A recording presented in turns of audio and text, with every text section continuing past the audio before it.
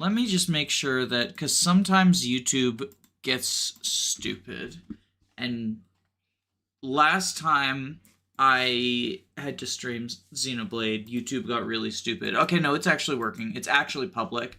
Because last time... Holy guacamole. Last time I tried to stream something, it was like, what if we, instead of streaming to the Hag stream that you selected, sent it to both the Hag stream and Xenoblade? And then I was like, oh, I have to delete this Xenoblade one, but I don't want to do that while I'm live, so I made it private. Mm-hmm. But then sometimes YouTube is like, remember last time you streamed Xenoblade, it was private, so let's make this one private right now as well.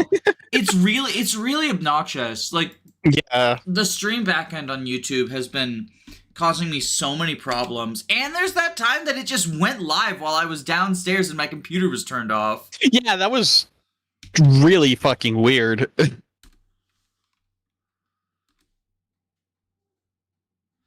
Anyways. Oh my god, did it fucking change the thumbnail to Anakin again? No, okay. It didn't look like that for me. In Discord, it's showing the thumbnail as Anakin, even though I made a thumbnail for Xenoblade Chronicles. If I don't make a thumbnail for my streams, it makes it Anakin Skywalker from fucking Star Wars Episode 3, because I set that as my channel banner. And it, like, defaults to using a channel banner. Yeah. Which, like, I think that's very funny, but the fact that it's also really annoying. So it's only annoying when it sets it to that, because if I don't set a thumbnail, it makes it that, and I think that's funny. What I do think is annoying is that this is a fucking charity live stream for an ongoing genocide, so it feels in really poor taste to have angry Anakin Skywalker as the thumbnail, which is why YouTube changing my custom thumbnail from the custom thumbnail to Anakin twice is really frustrating, because yeah.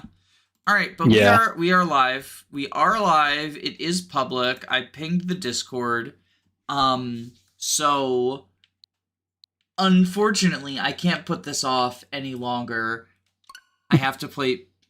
I'm allowed to put it off, it seems. I'm allowed to put it off, it seems. We're updating. For like a minute. Update complete. The system will momentarily restart. So, I guess I should explain why there's not just me, but another silly, goofy person here. Do you want to introduce yourself? Hi. I am Robin Left.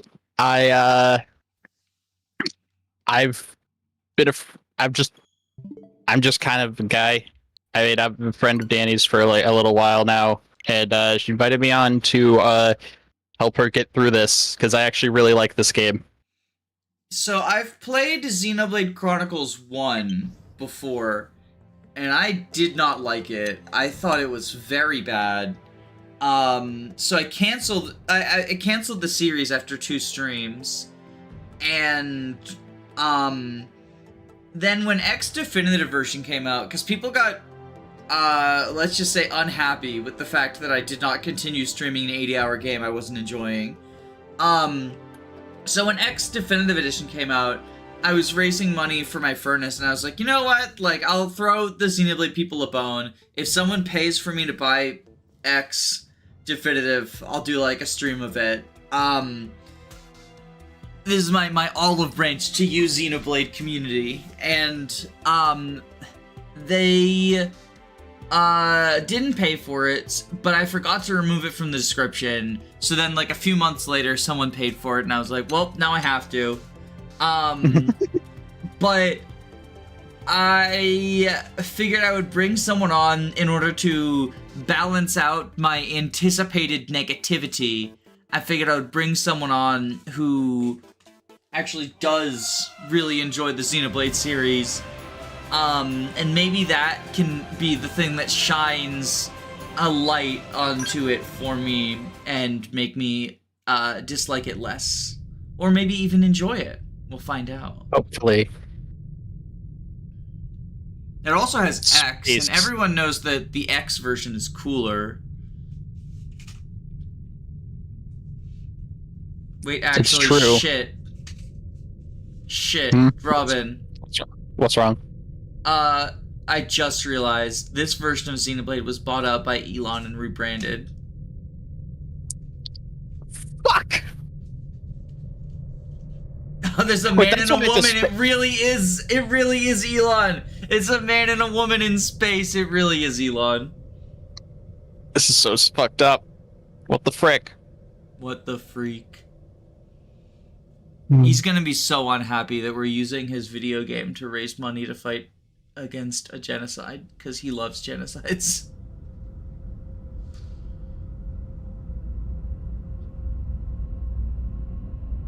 Yeah. Look at that big ship. I've been told I don't need to know the plot of Xenoblade 1, right? This is like a spin-off, unrelated? Yeah. Like, there's a couple vague references, but, like, I've heard Xenoblade 3 ties X into the main series, but, like, it's its own self-contained thing. There's an NPC that resembles Elon and is very rude to the lesbians. Oh my god, this really is Xenoblade Chronicles Elon edition. Oh, yes, I remember that. Funnily enough, that was actually added in the definitive edition. Okay, so that initially makes me think of the Reapers from Mass Effect. Mm-hmm. These guys right here. That's what my first thought is. They're purple and evil. And aliens. Although, okay, there's two fighting each other. Yeah. This is just the intro from Xenoblade 1, but in space instead of on the ground, right? No. These are two separate alien races fighting above Earth. Yeah, the intro for Xenoblade 1 was two separate giants fighting each other. I'm talking in terms of archetypes. I guess. Its surface reduced to ash and rubble in the blink of an eye. These guys are the archetypes of those two giants fighting. I'm trying to bring the Fire Emblem fandom into this. The knew the war was coming. In response, they prepared the Earth-Life colonization project. Oh my god, thank you so much for the $25 donation. Also, apparently it didn't show up. Hold on. Yeah. Why is the donation bar updated, but the notif didn't pop up. I heard it though. Bar. Our home for the last 4.5 hold on. I can fix this. Most of Alert the box. never even made it out of the atmosphere. Only a small Nope. handful I saw Boars for just a brief moment. Here. Donating for Elon. Keep up the fight against Loke. Elon less than 3. Keep up the fight against woke. Wow. Thank you so much. This is our anti-woke stream. Wandering in space, searching. We thought of ourselves as the lucky ones, the pioneers who would settle a new world. But our past caught up with us, literally. So, from what I'm gathering, Unrelenting. If not for the efforts of a lone hero, we would never have survived. the two alien races are fighting each other, and Alien humans forces. just sort of happen to be With our flight caught in the systems crossfire. the white whale Like, pulled on the- into the gravitational Yeah. fields of a nearby And planet. then they tried to Its escape hull in shattering the. and breaking to They pieces tried to and escape plummeted to Earth the in surface. these giant ships. Yeah, Most of them got destroyed, and this is like one of the few ships that managed to get away. but it But it crash still got landed. it still got hunted and shot down. Yeah. Okay. The lone hero, presumably that's like not me, right? Since then, 2 months have passed. Who knows? That's not Shulk. Shulk is not in this game. Oh, right. No, I already knew that it was unrelated. I just, like, in my brain, I'm like, yeah. I feel like this must be what it's like for, like, a Fire Emblem person who thinks everyone is, fucking Roy or something. Alright. Is this the game with Martha and Roy? Does the holofield I do matter? It's just changing the background so you can see your character in different like lightings. Okay. So like you can set a base and then just customize it from there. I'm just looking at the different options. I'm sorry, we're gonna be in the character creation scene for like 30 minutes probably. Well, I guess it depends on how in-depth the character creation goes. You get wacky W with the Danny. You can like get wacky with the skin color. I believe you can give your character heterochromia as well, which is cool. That's the Alir eyes, right? Heterochromia, 2 different eyes. Yeah, 2 different eye colors. So I could be an Alir archetype. Do you want to be small or big? Yeah, I can notice the difference here. There isn't a lot of stuff, but more than Robin and Corin. You can have some. You can have some fun with it. I hit A. LNR. Oh. LNR. Oh, the I top. saw. Okay, I see it at the top now. Okay. Yeah, no, that's fair. How do I? I'm a cracker. How do I make myself a cracker?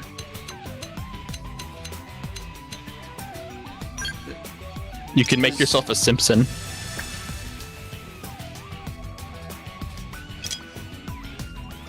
Okay, there we go. I'm a cracker. And I'll give myself tons of freckles.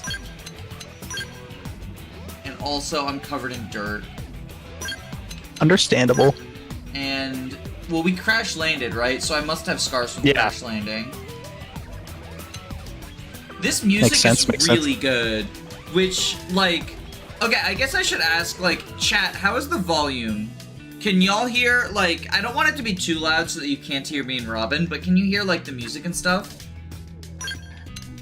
We got that balance good. This is fine right now. Yeah. I really like the soundtrack of this game. That is one thing that, like, for all the differences I have with the Xenoblade community, the soundtrack is peak. This is a very different vibe from Xenoblade 1. Like, this game is like pure sci-fi. Oh wait, I can be a robot? I can have robot eyes? You can have snake eyes. Or maybe it's not heterochromia that I was thinking of. I think it's just you can have, like, you can customize 2 separate colors within the eyes. They got rid of the heterosexual eyes? Damn. Maybe this isn't This the game is Elon woke. game. It's too woke. This game where you get to fucking kill Elon. There we go. I gave myself the robot eyes. I'm a fucking Awesome. cyborg now. Okay. Lip shadow. I think I'll just keep it like the way it currently is. Oh, there's face paint. Yeah. There are a lot of options. I mean, I guess it's less than like something for like Elden Ring or whatever. I thought that said Barbie at first.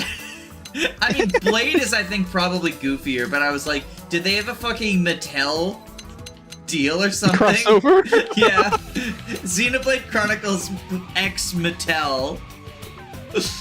The X stands for crossover, that's why it's Xenoblade X. It's just all this product placement. It's a Pikmin 2 archetype. Does Pikmin... Yo! It's the You Joker! can be- I forgot about the Joker! I But yeah, can be the Joker! You want to know how I got these scars? It was the spaceship crash in the opening cutscene. The original releases of Pikmin 2. So, like, the plot of Pikmin 2 is that you're scouring the Pikmin planet for treasures to sell back on your home planet. Yeah. And, the treasures are all, like, real-world objects. And there's just a Yeah. fuckload of product placement. Like, the first item you pick up is a giant Duracell battery. Hold on, I'm gonna test these voices. So, why? Oh, thank you. Nope, Oh, I hit that was X.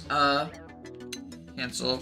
Right, so this is what I don't like about the Switch controllers. It's got X and Y and A and B swapped with each All right, other. let's do it. We're gonna do great. Hello. What do you say? Also, question for chat. Are any of these voice actors, problematic? Is there someone I should avoid? Because I don't I have no know. idea. I don't know any of these names. The name Tara Platt Tara sounds Platt familiar. I think she does a I think Fire that's Emblem. Edelgard. I think that's Edelgard. Oh shit! Do we do Discourse? Do we do Discourse? I know the classic voice is Fiora from Xenoblade 1. Tara Plot is Edelgard. Okay, I'm gonna let's bait Discourse. Can I name her Edelgard? She has gray hair. Yeah, It's fucking send it. perfect. Alright, yeah, you can. Yeah, Pikmin 2, like the GameCube and Wii version, was just filled with with product placement. I picked Tara Plot and I gave her white hair. This is Edelgard. I don't know if I get to name my avatar or not, but You this do. is Edelgard. You do. And we're gonna name her Edelgard. I'm gonna name her Edelgard. It wasn't even on purpose. I mean, now it's on Sadly, purpose, there's but no I didn't. Sadly, there's no axes in this game. Attention. Well, so, External but access it's 3 controlled. houses. We can make stuff. We can make Disengaging Edelgard stuff. stasis Use stuff that's in not 10 axes, though. seconds. 7, True. 6, 5, 4, 3. Well, actually, there's like 1 axe weapon when you get your skill. But that's like, you're not. There's like a 0% chance of that happening today. Is this first playthrough? Yes, this is my first playthrough.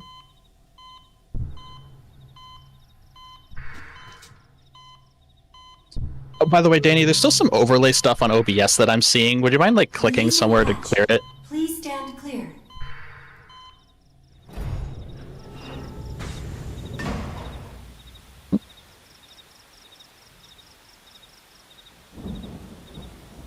Hey there. True, Edelgard does have a sword boon.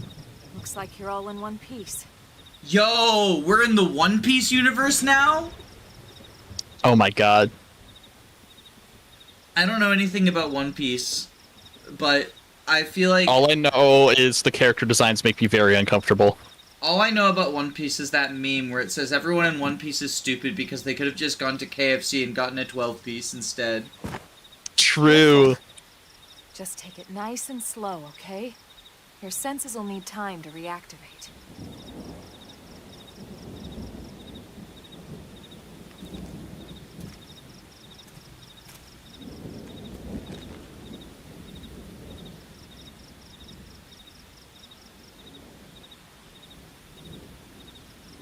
Your pod is the only one around that landed intact.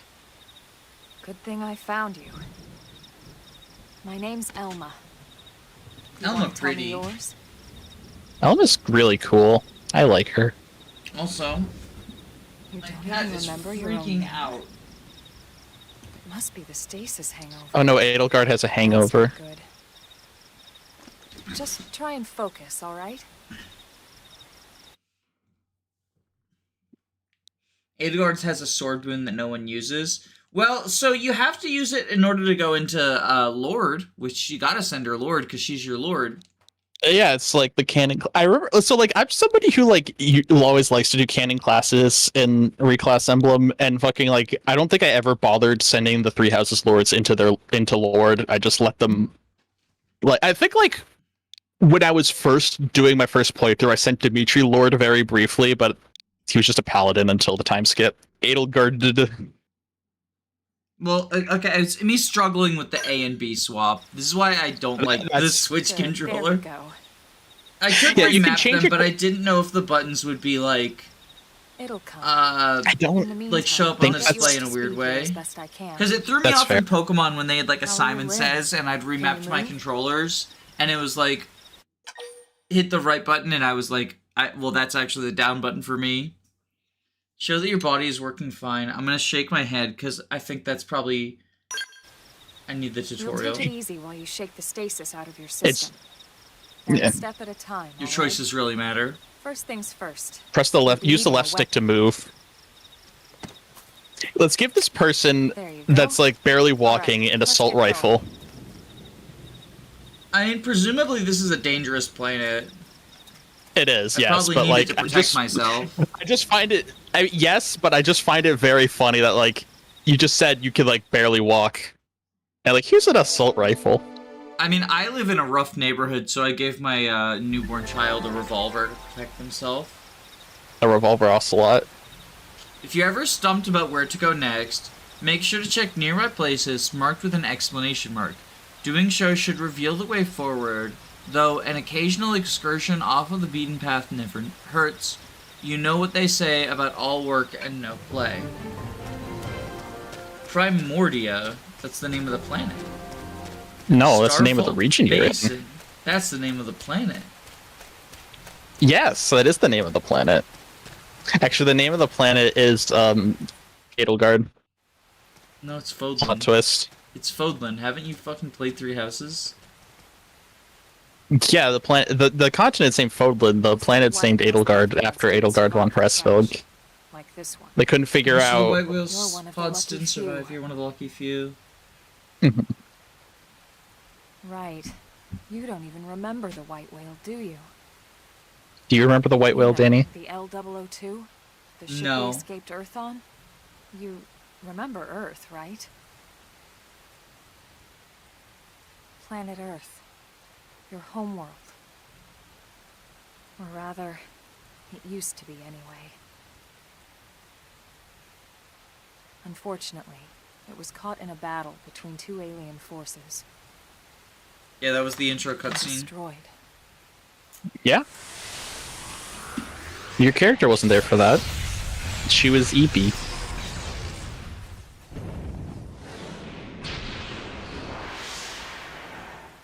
Ring any bells? Also, if you hear any crunching, I'm eating my breakfast right now. Wow. Don't feel bad.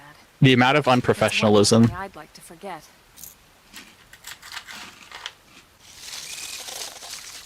Oh no, a bug. I know. It's been following me for a while now. I didn't want to alarm you, but we're going to need to defend ourselves. You up to the task?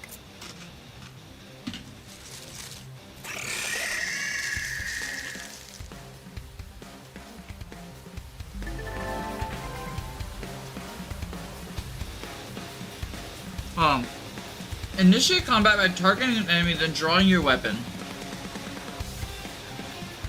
Okay, so after you've drawn your weapon with A, you'll automatically attack your opponent with a certain frequency, but only as long as you keep the enemy within your weapon's attack range. Arts are special abilities your weapons give you access to. Select them with the D-pad. Select them with the D-pad, and then press A to use one. You can set a maximum 8 for your arts palette. After you use an art, it will be put on cooldown, taking time until you can use it again. Different arts have cooldowns at different lengths. So, Alright, let's do it. Let's see what we've got. Shadow Strike!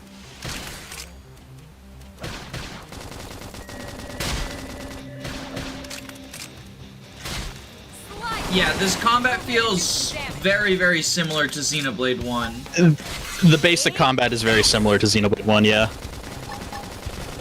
There are a lot of mechanics added later that do make it a lot more interesting, but at the core it is the same.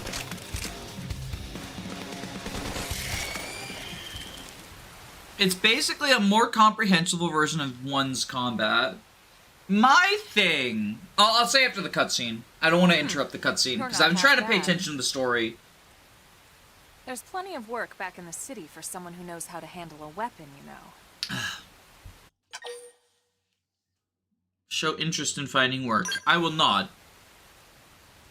My And you're choices really do interested. matter. This is In Three that Houses. case, I might have just the job for you.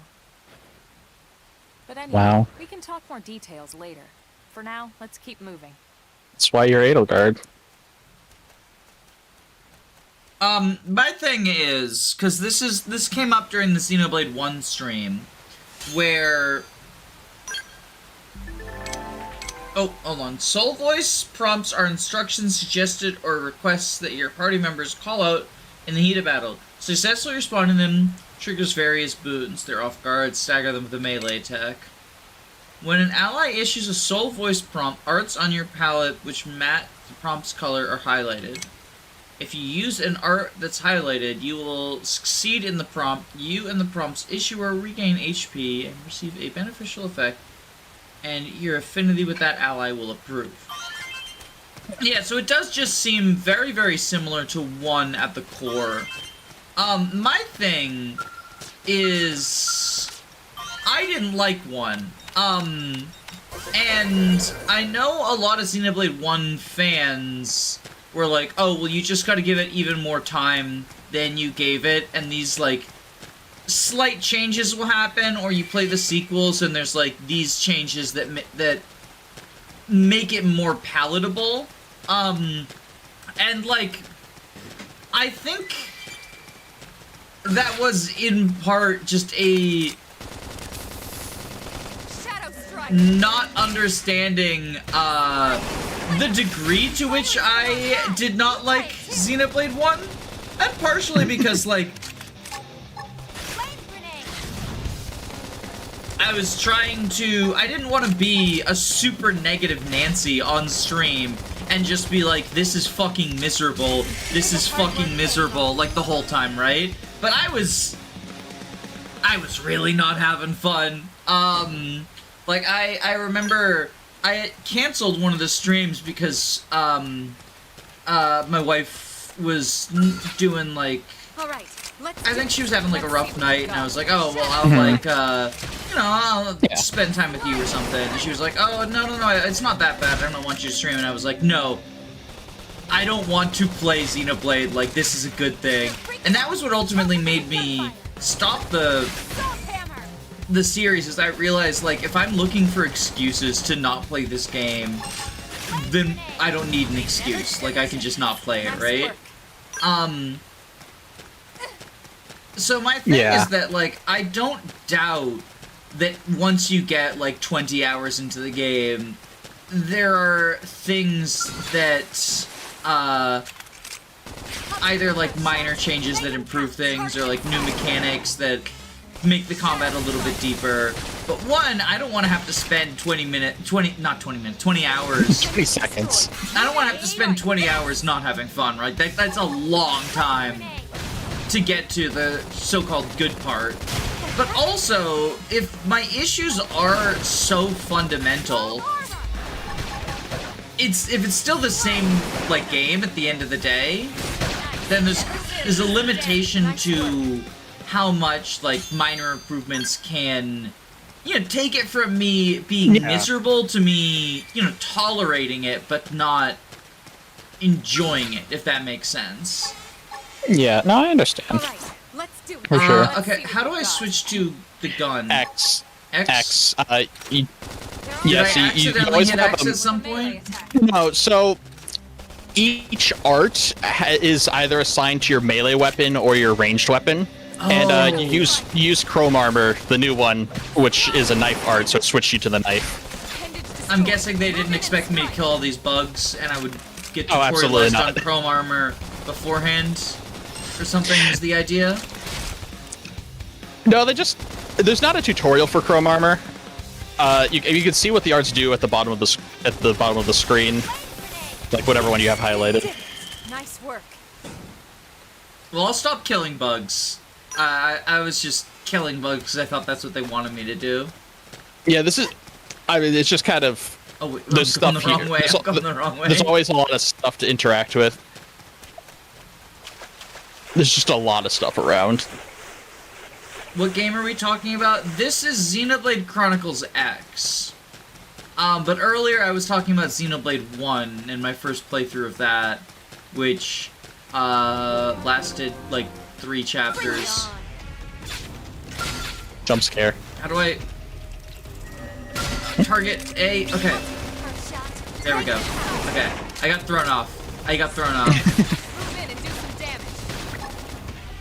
Shadow strike. What? Whoopsies. What? You press B. I pressed B when I was trying to press A. You silly Billy. Okay, here's what we're... After I kill this guy, here's what we're doing. I can't believe you use light mode. This is illegal. It's to scare away the Nintendo ninjas. How do I... Where's the change your controllers thing? The controllers and yeah. Okay. Change button mapping. I honestly Here we go. didn't realize this was I didn't even know this was a feature. Okay. So That's we nifty. want X to be Y. We want A to be B. We want B to be A. And we want Y to be X. That way I don't get thrown off. Your button mapping has been changed. Okay. Excellent. Wonderful. There. Now my PlayStation muscle memory We got him. and Let's Xbox move. muscle memory will work.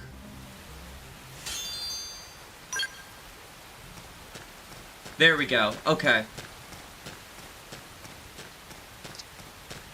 I assumed we were talking about Xenoblade Chronicles 2. I haven't played Xenoblade 2 or 3. My instant... Me neither. I'll talk about it after the cutscene. I'll talk about it after the cutscene. Because I do want to pay attention to the story, since everyone praises the stories of these games. That's Pride Rock, though. Wow. Rain's starting to let up, just in time for sunrise. It's still Follow me. pouring. I promise you're gonna Like, love Elma, this. it's still pouring.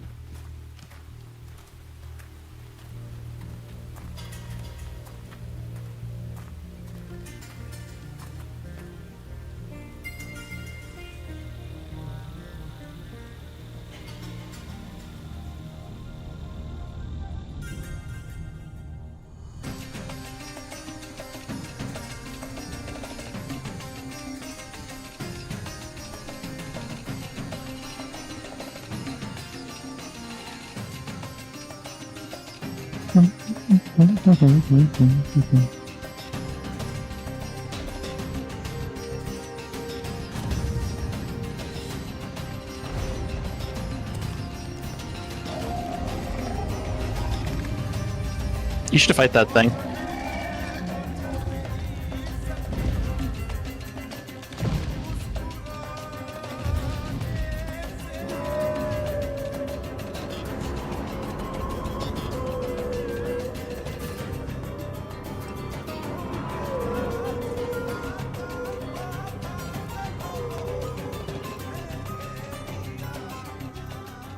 Pretty wild, huh? They're all indigenous, as far as we can tell. We need to learn to play nice with these guys if we're going to try and coexist together.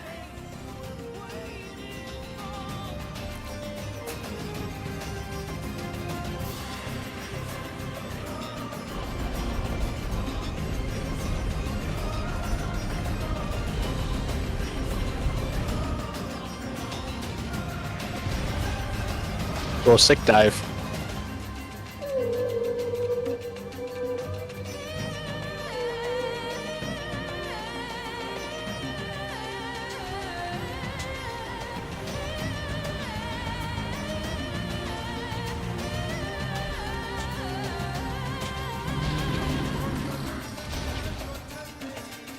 We call this planet Mira. You won't find it on any star chart. But it's our new home.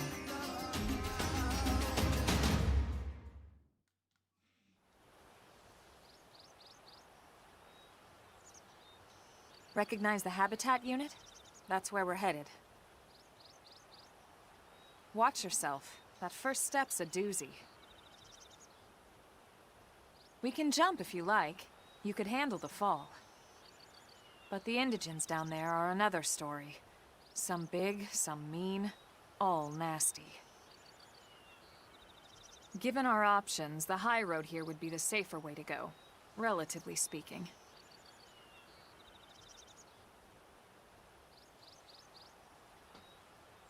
That said, whichever way you want to go, I'll follow your lead. You decide.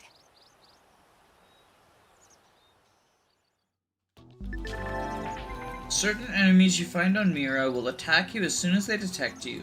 You can tell an enemy's detection type by the icon next to its name. Non-aggressive, no icon. Visual will react when you enter its field of vision. Auditory will react when you wander too close to it. If we want to reach the habitat before sundown, we'll need to pick up the pace and start sprinting. Click L to toggle sprint. Okay, well I'm gonna take the easy path. Because that was the other thing, is I tried turning, Xenoblade 1 to easy mode, thinking that that might, like, you know, let me power through it, but I still didn't care for it. Can I talk to you? Bro, can I talk to you? So you see that little icon above his head? That doesn't mean you can initiate dialogue with him. It means when you walk past him, he'll say a little blurb that appears in the corner. Oh. Like, there's another one. Female See? Blade, if you fall off the cliff, don't panic. Just head east until you reach the habitat. Try not to engage any powerful enemies on the way. Okay. Alright, let's do it. Let's see what you've got. You can also, instead of just drawing the weapon to initiate combat, you can just select a art, and it'll do that. Time to wake up! Good morning, Danny. Move in and do some Good damage. morning, Robin. Did you like all my good night messages? No, You don't like it was when actually I say good night? it was actually very mean and evil of you. You don't like it when I say I'm good afraid I'm night? gonna have to kill you. Why would you kill me just for being evil? All right, let's do it. I mean, I think that's a pretty good reason to. Chat, do you agree that evil is actually cool and based? Oh, I failed the quick time event. This is so tragic. And then X is change weapon? Yeah. So you can essentially like swap between the weapons to like alternate their auto attacks, which is kind of nice early on, but it's pretty irrelevant later. Scream edge. Feel the hard work paying off.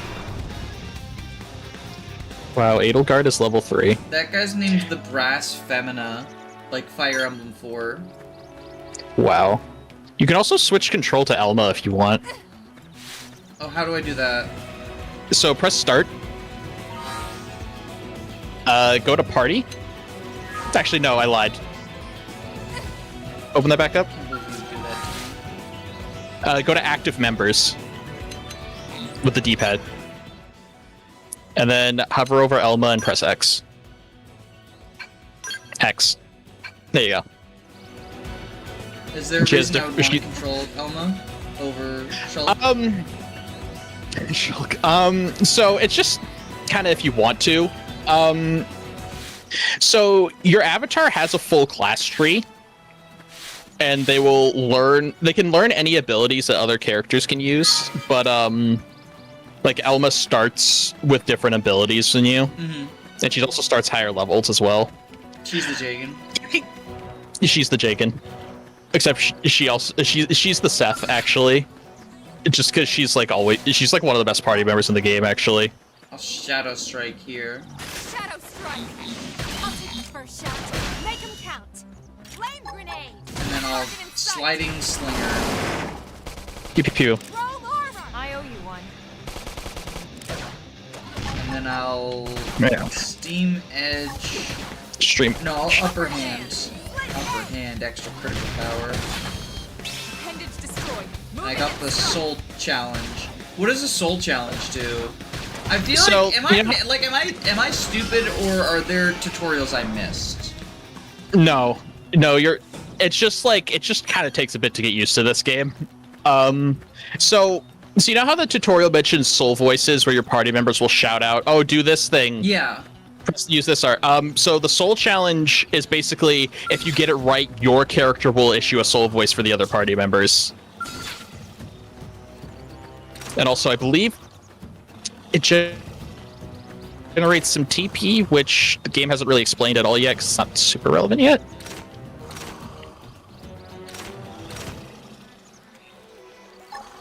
Oh right, I was switching weapons. I was like, what is this irons? I thought that it said I thought that those were arts, that the X was I was changing No. weapons. So Shadow Strike deals weapon damage and inflicts stagger from behind boost damage. So this is his behind, right? So they do Yeah, this. you can see the exclamation mark pops up next to Shadow Strike. And then I gave you're in, him like- I give a soul command. You smack it. Roll armor. I Yeah. owe you one. And then if I do Steam Edge, oh ranged, that's ranged. So if I do this from the side, Split edge. Slide slither. oh I failed. Big gamer. Okay, this one we want ranged combo. Appendage destroyed. Moving and strike. This. So when it says like do boost damage in range combos, what it's saying is like if you use it right after a ranged art, it gets a damage boost. Okay, is Side Slinger a ranged art? Yes. So if I do this and then I immediately scroll Do through that. them, oh my god.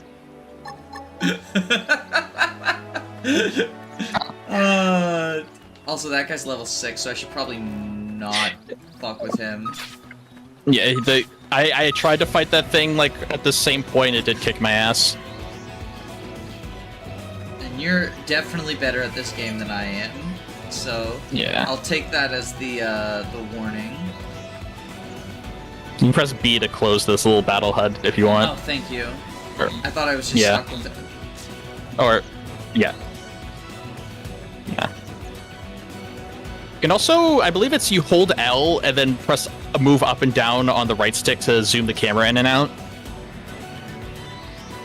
There you go. Woo! We're in first-person view now. If you ever wondered what POV Edelgard looks like, this is what POV Edelgard looks like. Oh wait, This no, is we're POV not POV. Elma. We're Elma, yeah. No, yo, this is your thing is Elma, you silly. We're in Elmo's world now. I did see art. Somebody shared an artwork of Elma wearing an Elmo like beanie. It was very silly. La la la la la la la la. Elmo's world. Elma's world. So these guys are non-hostile, and they're level 5 and 6, so I will not attack them.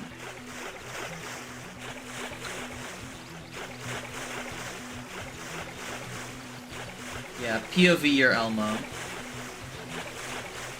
Soul voices That's are what how it's you like can being KO an Elmo. endgame enemy through cheese.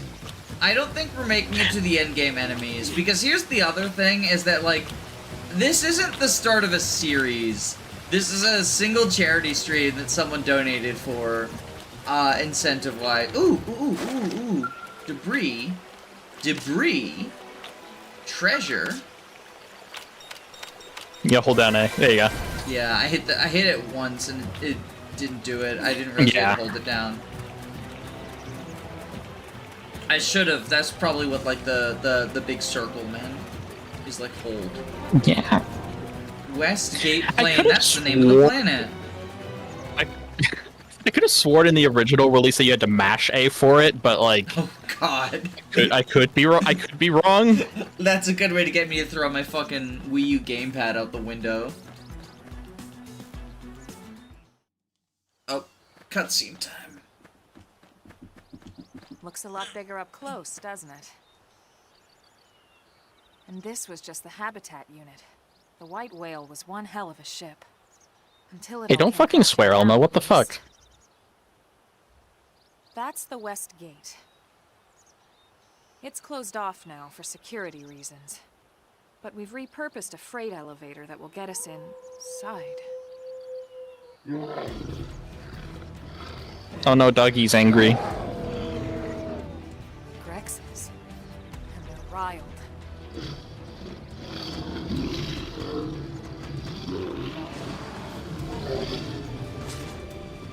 We can't leave them roaming here, not this close to the gate. We're gonna have to take them down. You ready?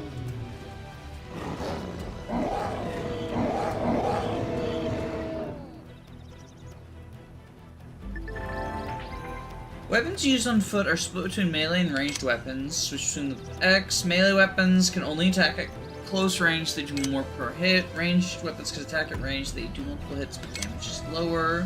When you use an art, you'll switch over to the weapon the art is associated with. Okay, so all that is what you told me earlier. Yeah. Arts are associated with weapon you're currently wielding. Will continue to cool down after we're ready to use. This is called a secondary cooldown. Arts used as secondary cooldown have a greater. Oh, that's interesting. Yeah. So you can hold off on using the art to have it deal a lot more damage, or like, if it's a buff, get a higher tier of the buff. So if I let it get all the way to its secondary cooldown, It'll be much stronger. and so then now it's secondary cooldown, so we do this. 222 damage. That is actually a lot. Yes, I agree. Can we stream edge? Oh, that's the one from the ranged. Yeah, that was the. Okay, Yeah. I fucked up because I should have waited for a ranged combo. Early bird grants critical power.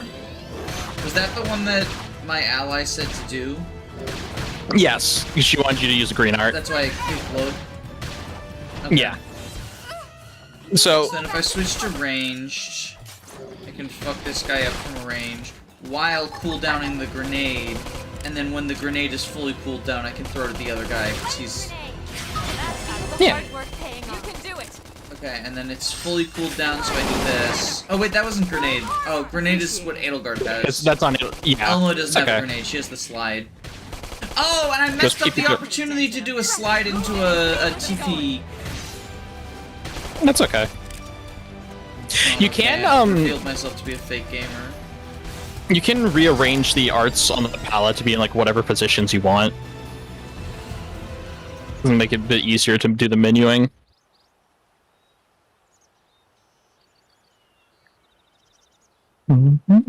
It's a shame we had to settle near so much wildlife. Luckily, some species aren't so hostile, but they aren't necessarily friendly either. I've come to learn that there's a fine line between self-defense and provoking a fight. We need to walk that line.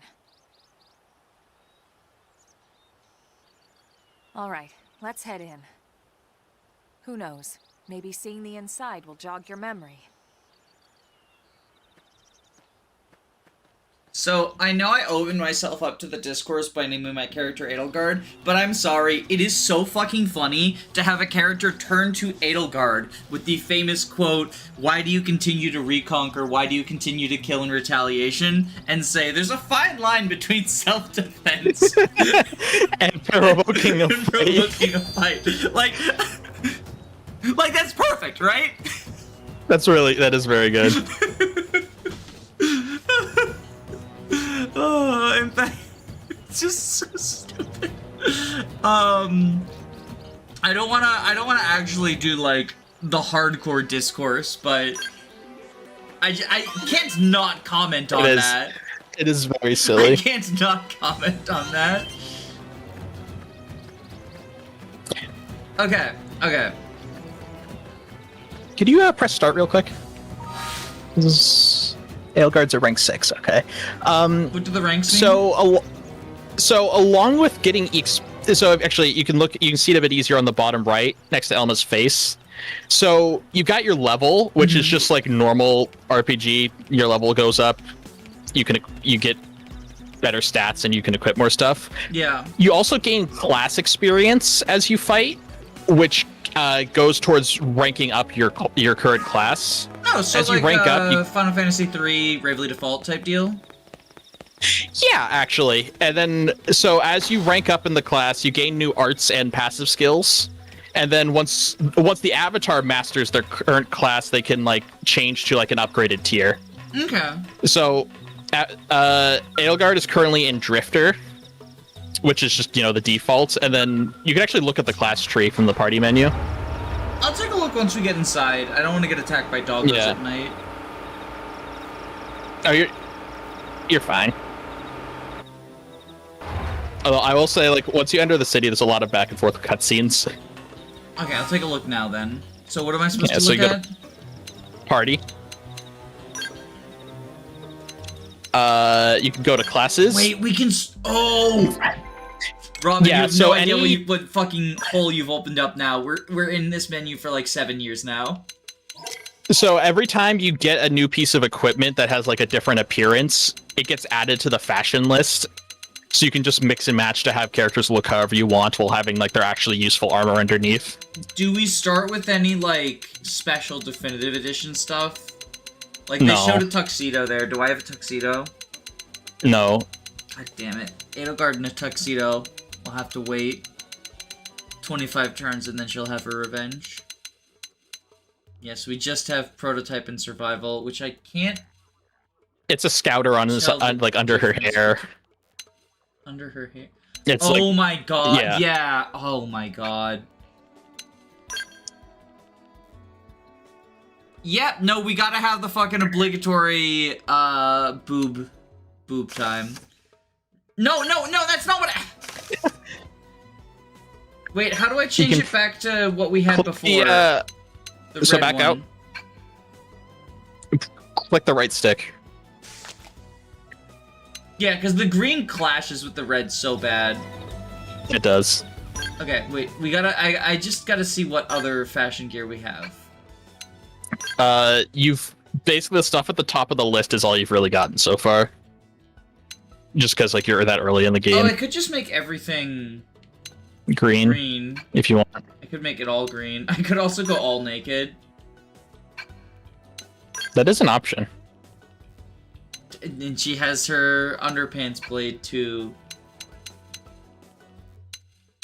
Okay, and then Edelgard, what are your options? Do you have an Emperor Edelgard outfit? It's the same stuff, but it's the same options you had for Elma. Oh, she doesn't even have the red. Because I was going to put her in the red, because, you know, Flame Emperor. But she can't. Actually, I think you can. I think, yeah, Elma's, like, wearing unique armor with that design, so you can go to Fashion Gear, go to the torso, and then you can scroll down a bit. Oh, you're right. Yeah, okay. yeah. So this is... Oh, it's not red, wait, no. though. Continue scrolling. Oh, this is Continue hot, scrolling. though. I like that. I believe you can do left and right on the control stick to, like, go through the page faster. Yeah. Oh, that's where the red comes in, but... Yeah.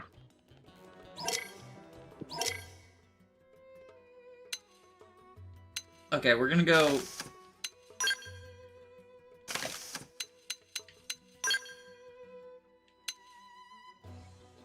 Yeah, I like this outfit. This is hot. Do I have a special head? You just got the Scouters. No Edelgard crown. No Flame Emperor No. mask. Well...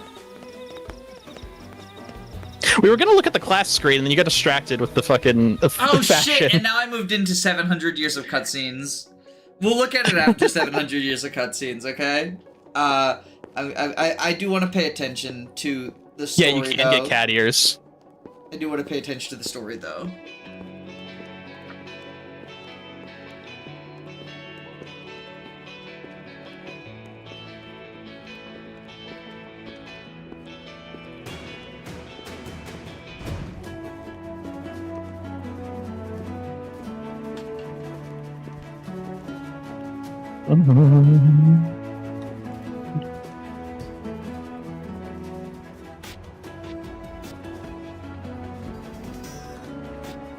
Well, here we are. Not too shabby, huh? For a giant beached spaceship, anyway. But, like it or not, this place is our home now. We took the name from the city it was modeled after back on Earth.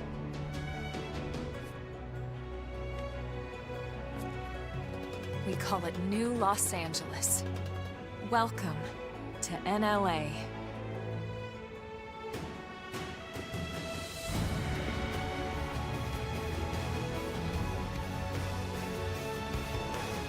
This giant sci-fi game takes place in Los Angeles. Another survivor came to join our So band of sad. refugees. Together, we resolved to forge a new way of life here on Mira. Come what may. New LA is Cat. a beautiful lie to ourselves.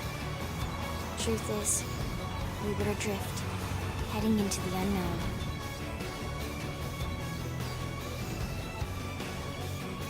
Our native home was gone, swallowed in a shroud of light. And our future was uncertain. We had no idea what fate lay in store for us. Only that we had to keep living in order to see it.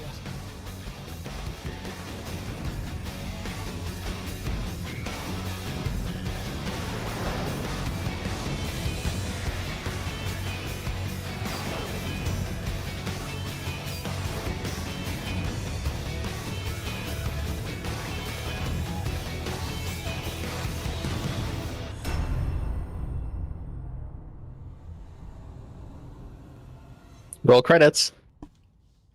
Damn, we beat the game You already. did it. You did it. Good job, Danny. Good job. Thank God. You know, it's actually not as bad as Xenoblade 1 because it only lasted 54 minutes. So that's pretty good. Actually, kind of liked not having to play more than 54 minutes of the game. Oh, there's a bunny outfit. Interesting. Yeah.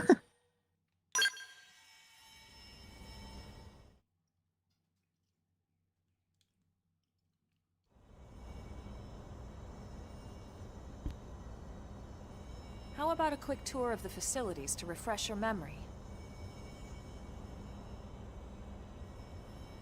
Let's start with your living quarters.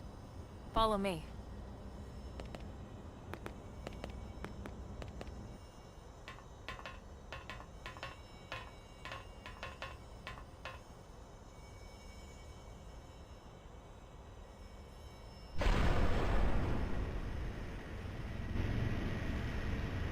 Brave citizens of New Los Angeles, good day. This is your Director General, Maurice Chausson. Today, I once again come to you with news I am truly delighted to share. Yesterday, we repatriated 10 more White Whale crew members. These fellow pioneers will rejoin our ranks as citizens of NLA, bringing with them skills and know-how that will bolster our ability to survive and indeed flourish here in our new home. This, of course, is only the latest success in our continuing efforts. Director General? Since when? For the rescue and recovery of 2 days all ago, our ma'am. brothers and sisters. I stand here truly humbled and From grateful. political aide to Director General in just a few weeks. At this rate, he'll be Emperor by next month. NLA and a better tomorrow. Irina? Gwyn? Nice work out there, ma'am.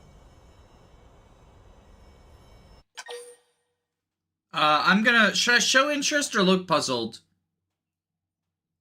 Yeah. Damn, my choice. Are you interested? Are you interested I'm gonna look. in who these two are? I'm gonna be puzzled. The three of us were in the Coalition forces together. Specifically, the Special Operations Heavy Armor Training Unit, aka the Skeleton Crew. I was a colonel and Irina a lieutenant. You don't look Gwyn like a was more skeleton. recent recruit. Of course, I keep telling them we don't need those old ranks anymore now that we're here. You're still colonel to me, ma'am. No reorg. Actually, Elma is Sans That's not Undertale. about chain of command either. It's about respect. She's wearing a disguise. And the award for Best Ass Kiss goes to...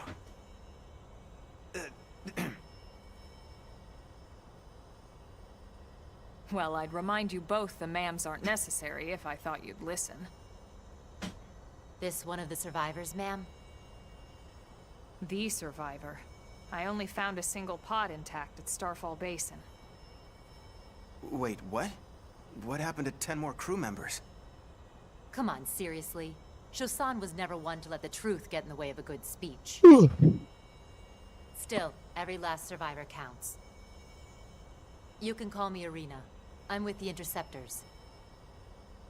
Me too. Same division.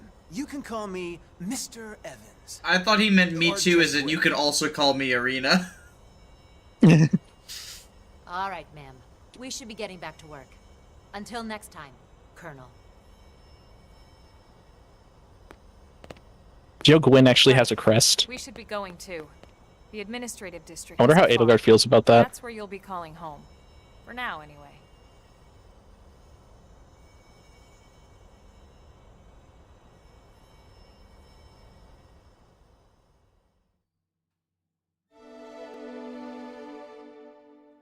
Chapter 1, New Los Angeles. Alright, I was supposed to... Classes. Okay, so... Oh, right, it's a D-pad.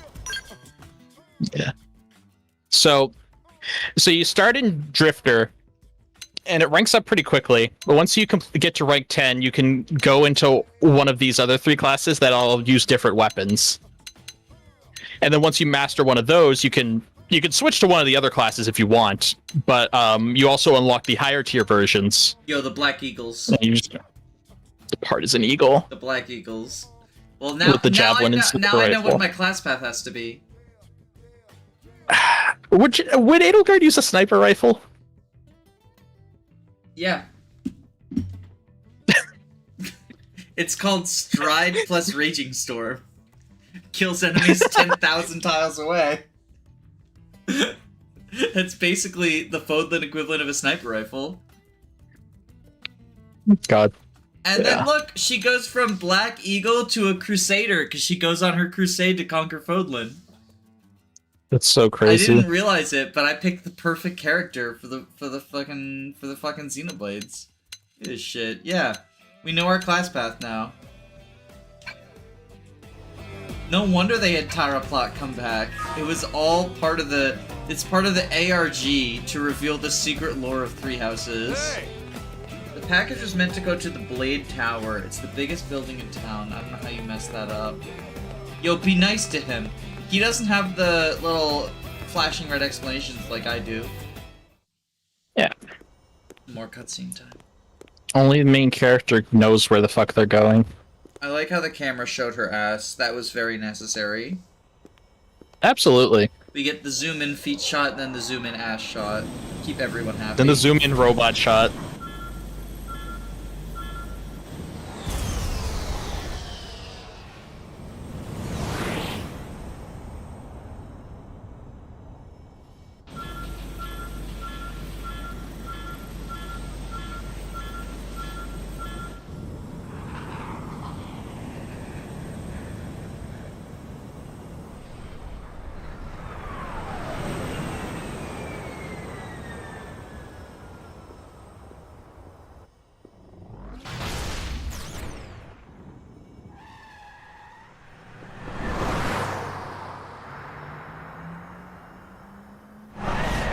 Is that a child driving a car? She makes me think of, what's that Final Fantasy character? Glad to catch one of these streams. I have no idea. Fan of the Xenoblade series. The haircut. It's like goofy. Oh my god, is she like a child who drives a mech? That's fucking adorable. Also, thank you so much for the $10 donation, Electric Giga.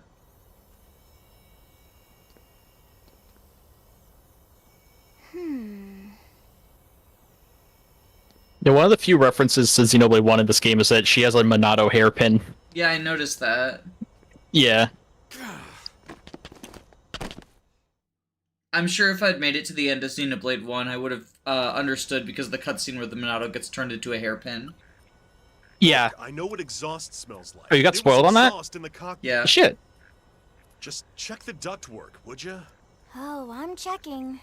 I just seriously doubt... Hey, look at that! The intake exhaust bypass is reversed. Oh man, it's a good thing I caught that. You caught that? You're the one who cleared me to fly. Everything okay? It's not like you to flub a flight check, Lynn. She was trying to kill him. Good thing you had a rugged pilot like Doug at the controls. Oh, hey Elma. How'd it go out there? Doug. And would this be one of the you-know-who's? Doug Walker pilot a mech. I'm Lynn Lee Koo, mechanic and top all-around fix-it gal for Blade. I'm gonna look worried.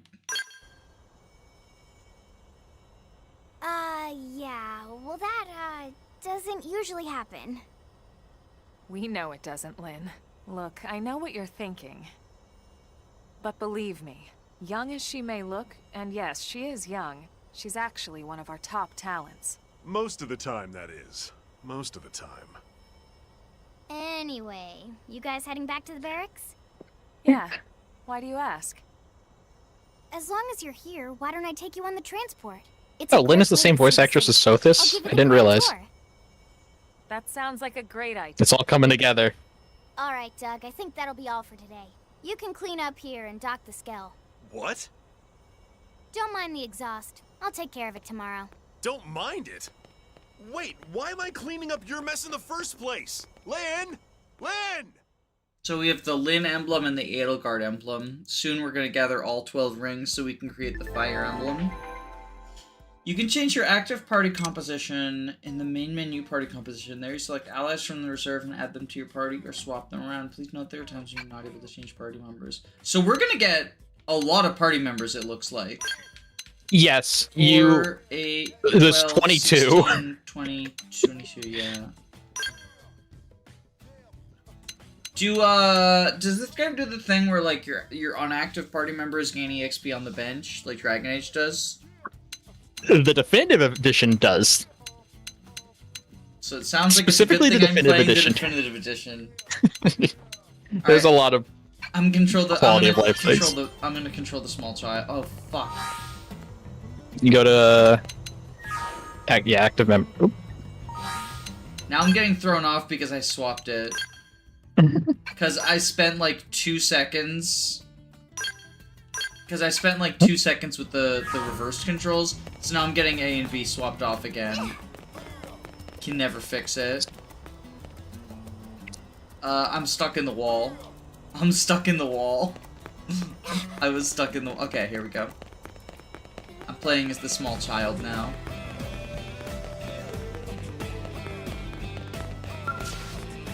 Hello, transport pilot. Hello, small child.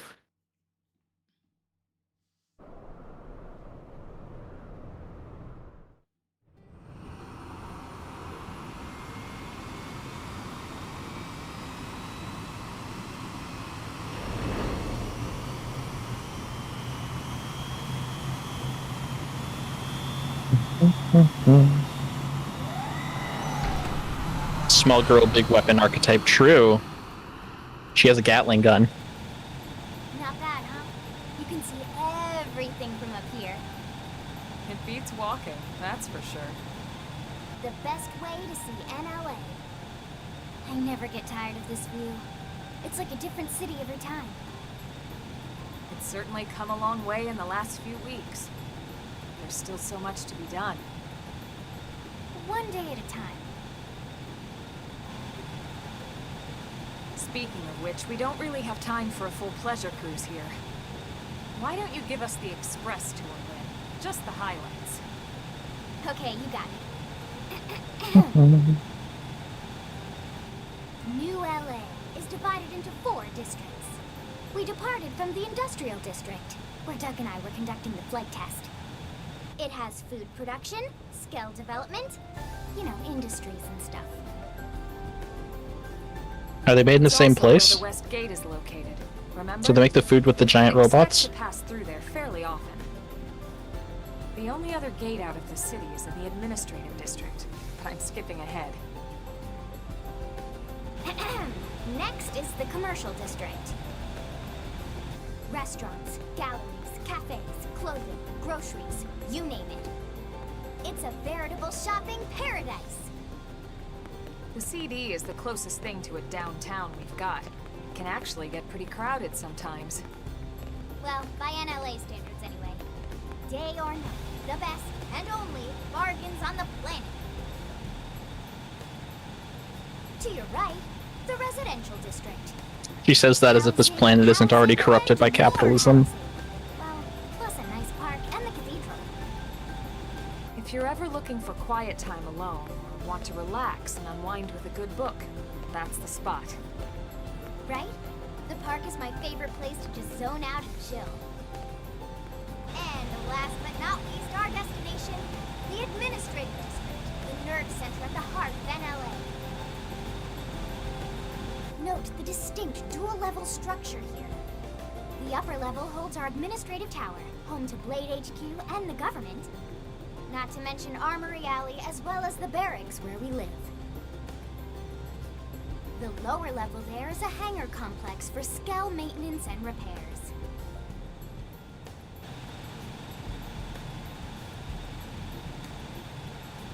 And this concludes our tour. We will be landing shortly. Thanks, Lynn. We'll save the rest of orientation for once we're back at the barracks. Is it just me, or do those ships on the runway kind of look like dragons? Well, I guess not from this angle. From the other angle they did. I don't know. Actually, let me back up the stream. I don't know what you're talking about, Danny. I think you're just a little bit silly.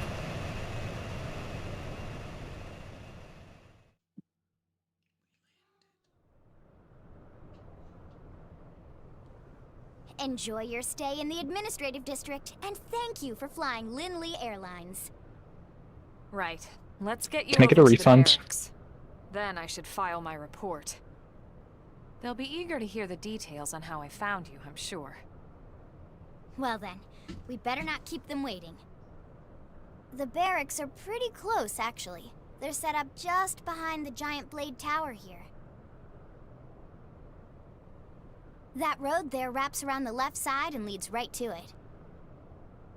We'll pass through Armory Alley, but let's not get sidetracked, okay? We can check it out later.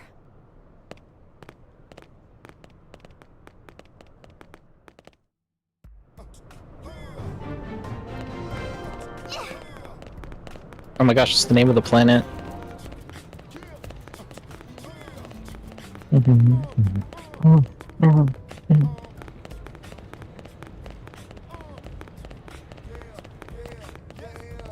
It said it was behind the tower. Do I have to go through the tower?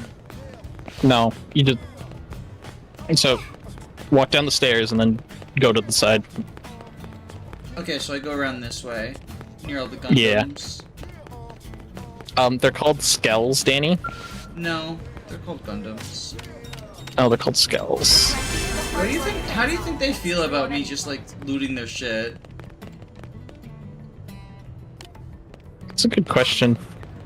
There's one on the other side of the tower that you can't open yet, and there's an NPC that's like, oh man, there's a whole bunch of like special equipment in here. Hopefully we never have to open up this box, and you can just open it. Michelle, strange and unusual stuff my husband picks up on the job. He's in Pathfinder. Wow, he must be a fucking elitist. Hates 5th edition. That's a joke for all my D&D nerds in the audience. I don't get it. Can you please explain? No. Oh, okay. I'm actually literally incapable of explaining.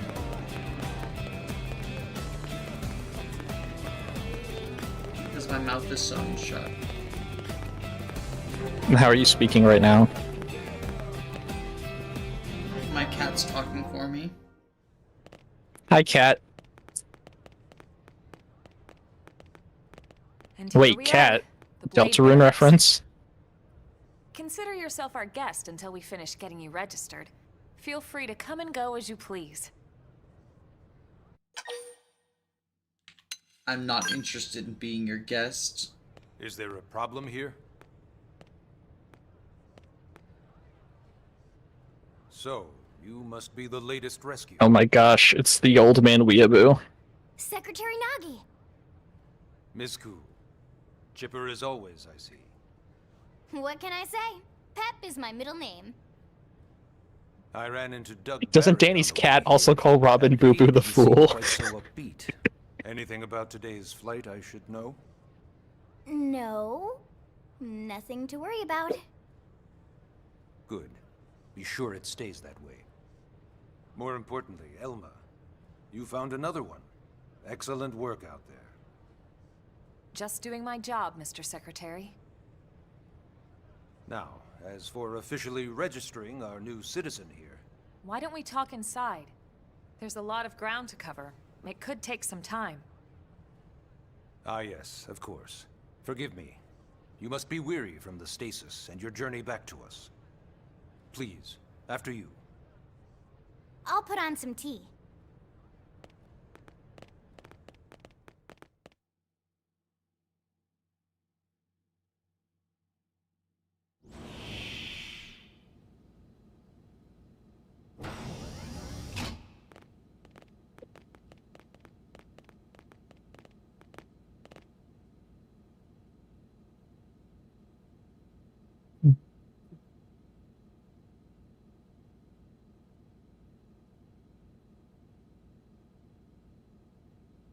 Am I supposed to be pressing something? Or is this just a really long No. table rotating? It's just That's- very... Okay. Yeah, no, you're not doing anything Allow wrong. me to Don't worry. formally introduce myself. My name is Kentaro Nagi. You may remember me as Hi, captain Nagi. of the White Whale, but now I serve as Secretary of Defense here for New LA. The provisional government has charged me with keeping the peace, so all military and police matters fall under my jurisdiction. He's also my superior officer. And he'd be an excellent person to talk to when you're ready to start looking for work. What about a job right here with Blade? What if I She don't seems want to capable. work? Let's give it a little more time. At least until she knows enough to be able to make an informed decision. She seems to be suffering from some form of memory loss. Memory loss? From the stasis? She could barely remember her name. and nothing at all about what happened to Earth or the White Whale. I see.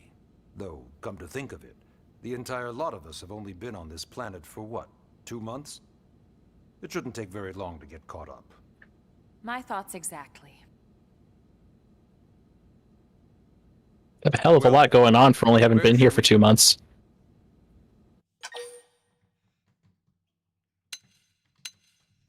Okay, so I can either ask about how we ended up on Mira, ask for more information about the Blade, or ask about registration. I kind of want to know about the Blade. Blade is an acronym. I figured that Builders of a out since it was legacy after capital. the destruction of Earth. Quite fitting, I think. Oh, yeah. It's a relatively new Beautiful. organization. Poetic. There in space, we had plenty of provisions, and a crew trained to handle the limited amount of situations we might encounter in our travels. But of course, all that changed after we lost most of our ship and came crashing down here on Mira. When the Fire Nation We attacked. needed food, Yes. search and rescue teams, When the Flame Emperor attacked. police.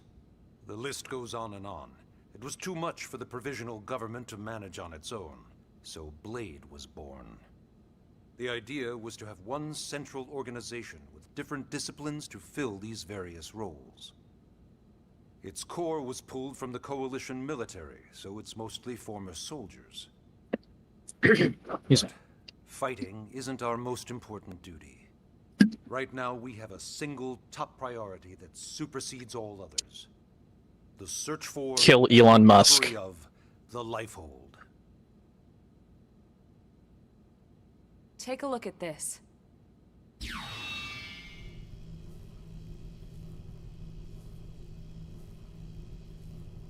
The White Whale was designed to carry an exceedingly large Gosh, it's number kinda hot of in here. passengers, all of them held in stasis, Yeah, open a window. all housed in a structure called the Lifehold.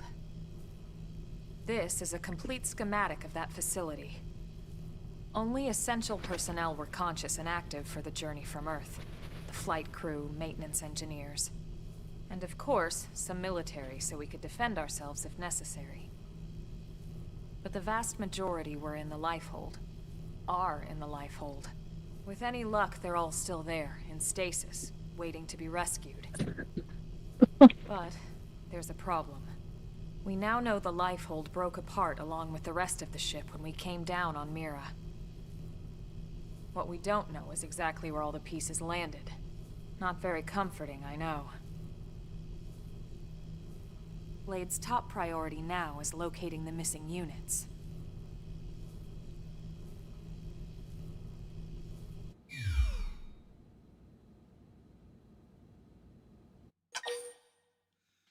Alright, well, let's see how we ended up on Mira. It started at the end, 2 years ago. The end of Earth. The casualty of a battle between two hyper-advanced alien civilizations. Their technology and weapons were beyond our comprehension. We were like infants, naked, powerless. The Earth was reduced to ash and blown away.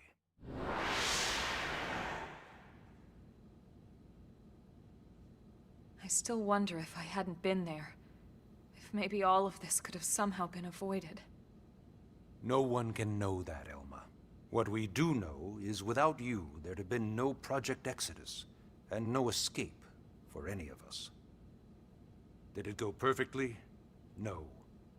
But we are here, and we are alive. We survived.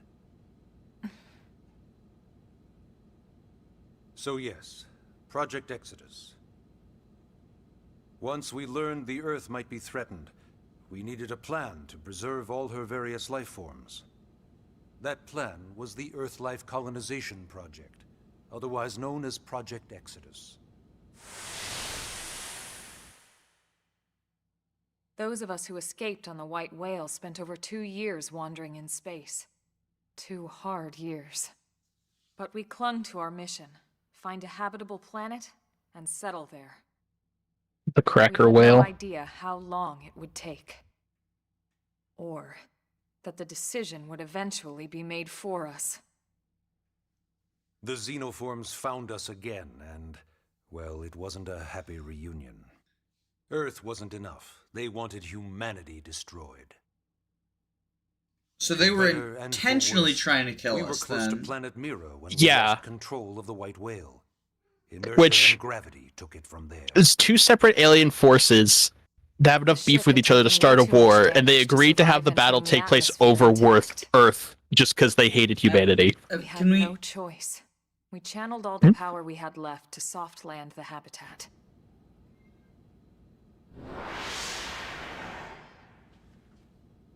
Once the dust cleared, we set to work transforming it into its current state. Searching for survivors, establishing Blade, installing the provisional government. Basically, making it a sustainable city.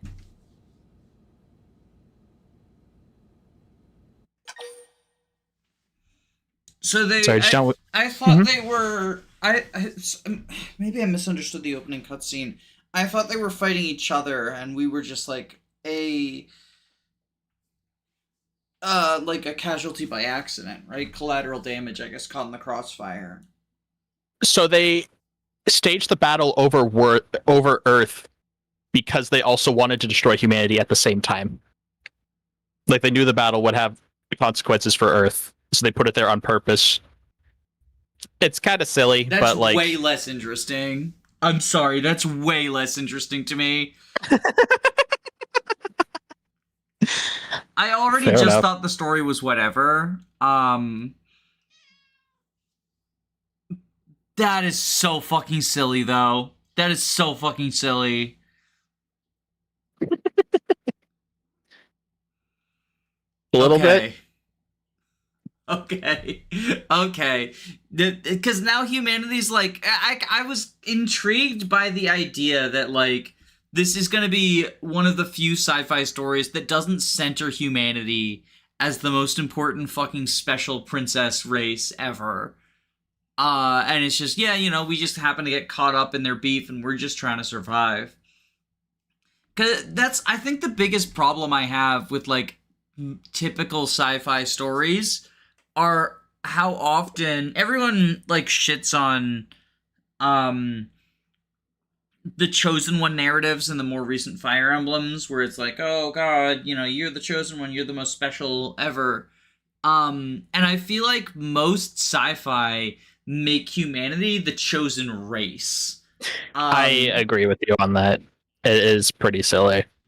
Like, the biggest example that I can think of is in Mass Effect. There's, like, all these different races that discovered the Citadel and have been working together for ages, and humanity is just finally got accepted into the Citadel, and we're trying to prove that we deserve to be there amongst them. And then it turns out humanity's the most special race ever, and they're the only ones that can defeat the Reapers, and yada yada yada yada.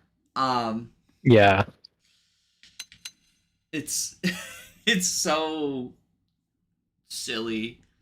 And obviously, like, that's the first one that comes to mind, but I feel like that's just a common thing in Oh no, it absolutely is. any sci-fi that has, like, Earth in it, right? Yeah.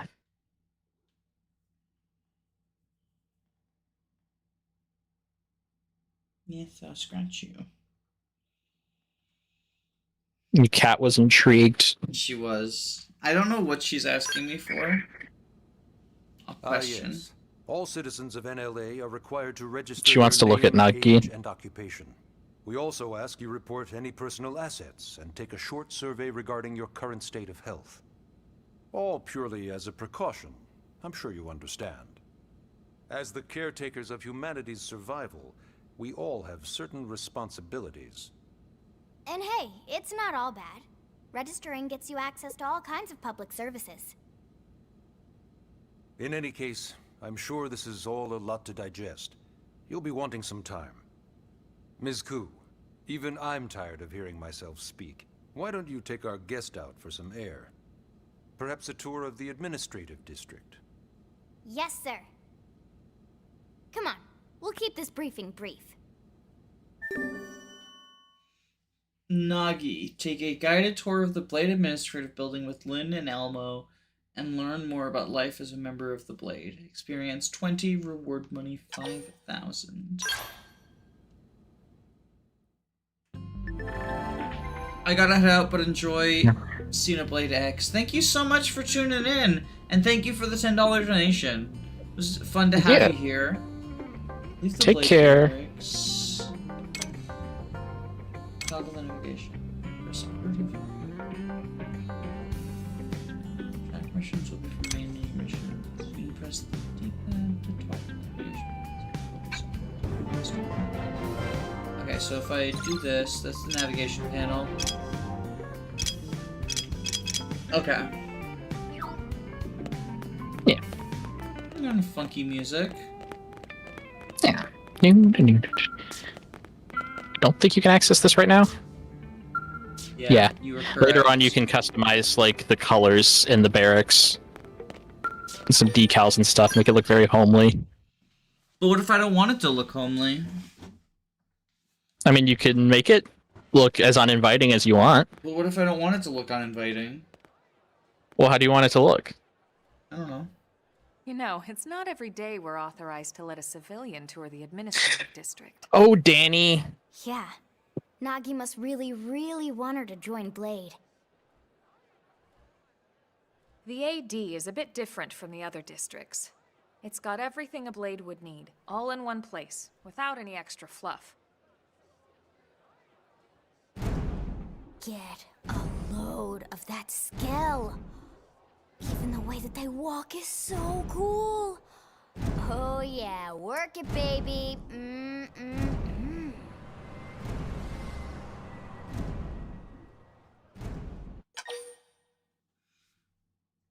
I'm gonna geek out. Oh. Now this girl Yes. gets it. Aren't they just the coolest? Just everything about them. The lasers, the force fields, the bipedal and vehicular transformations. You ever have that dream where you're inside one and it's just transforming over and over and over? Yeah, you know what I'm talking about. Actually, I don't normally show this to people, but I've been working on some Skell fanfiction. Hold on, I'll just pull it up here. What the fuck are you talking about? Oh, right. Sorry. Originally, Skells were developed as a defensive measure to counter potential That line alien is so threats. weird. It wasn't enough to save Earth, though. We were outnumbered and outgunned. Still, just look around you. New LA has gone from basically nothing to this in just 2 short months. We could never have come so far so fast without Skell technology. I'd love to get you into one to see for yourself, but it's not that simple. Well, yeah, duh. For one thing, only Blades are allowed to pilot Skells. And even then, you need a license.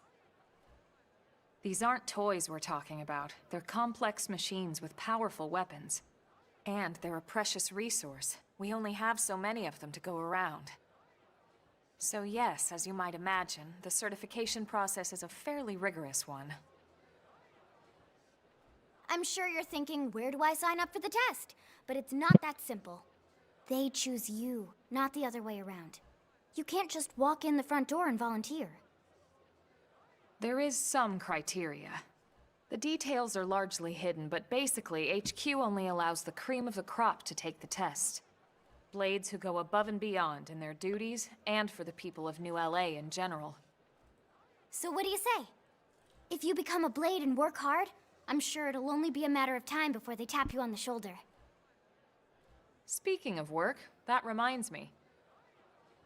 Why don't we check out the Mission Control Board first? That's where we take on our assignments. Good call.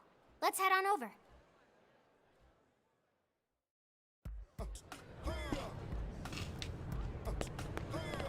Did you seriously already finish the entirety of Xenoblade 1? No, I did not. I played, like, 3 chapters of that game, and I quit because it's dog shit. This is mission control. We don't have a dispatch system yet, so Blades usually choose their own assignments. Everyone comes here and selects from the missions available on the board. And it's not just official Blade tasks. Anyone with a request is free to post here. Businesses, citizens, whoever. Yeah, it's basically how anything gets done in New LA, so the board is constantly updating. Just about every Blade will stop by here at some point in their shift. It's like our second home. You'll always find a number of Blades around here, blowing off steam or browsing mission control for their next assignment. Whenever I get freed up, I'll stop here first thing to check for any missions I might be suited for. Likewise. And if the assignment seems too tough to handle solo, that's what the scout console is for. Her shoes look so uncomfortable. Who's Alma's?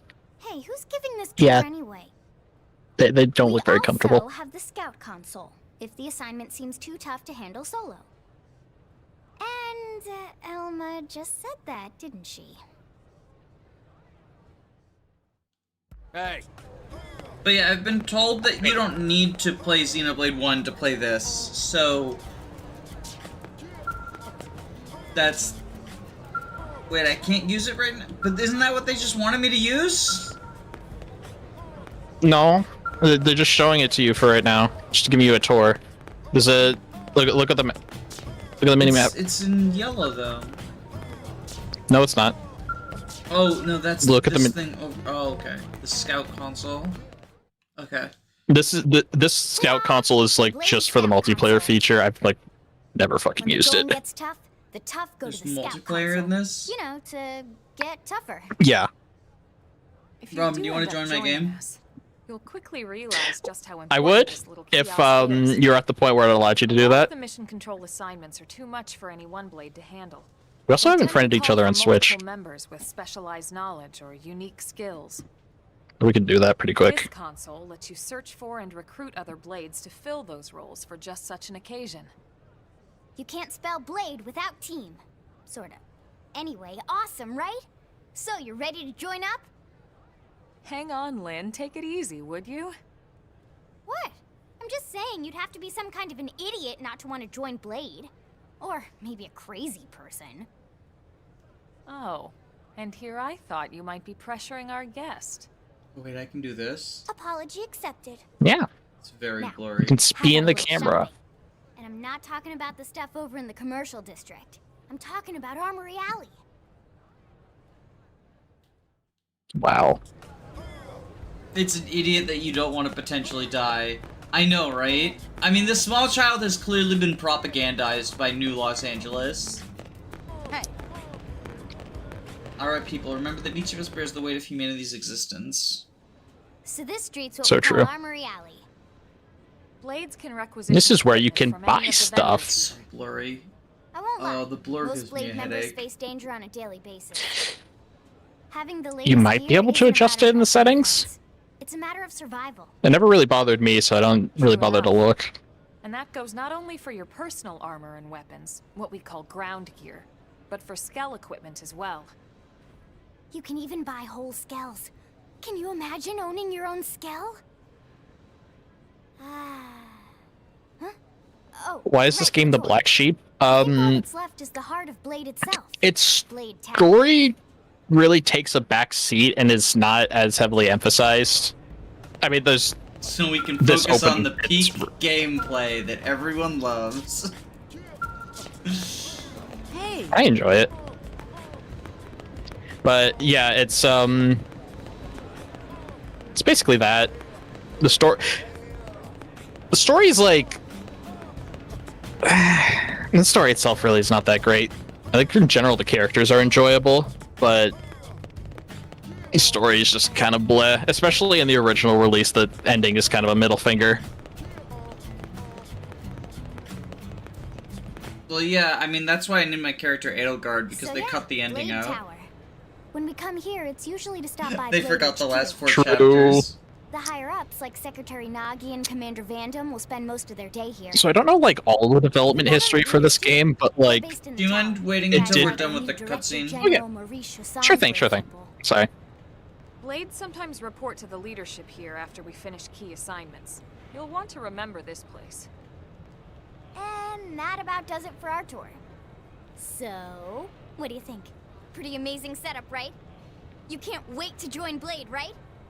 Okay, Lynn, seriously, that's enough. We're not here to make a sales pitch. We just want you to have all the facts so you can make an informed decision to join us, or not. Now that you've seen where and how we work, Hopefully it made a good impression, but your decision will be just that, your decision. In any case, let's head back to the barracks. Secretary Nagi will be waiting.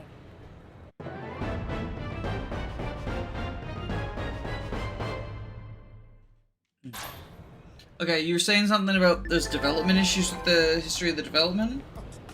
So it was just like, I don't know a lot of the details, but yeah, the game had to be scaled back a lot, and they basically had to throw out the plot halfway through development and start from scratch. So it's like the original story. I haven't finished like the new epilogue they added in the definitive edition, but like the original story has a really weak ending. So it's just, I don't know. There's like a lot of like content left on the cutting room floor that you could see in like art books and whatnot. He really fucking is the Crimson Flower route. Yeah. I'm finding out more and more that naming my character Edelgard was actually just incredibly appropriate. Hey. Except Edelgard actually speaks. Well, so we have the voice actor Tara Platt, right? Yeah, yeah. I haven't spoken yet, but maybe I'm just shy. Nope, that's just how your avatar is the whole game. Spoilers. Honey,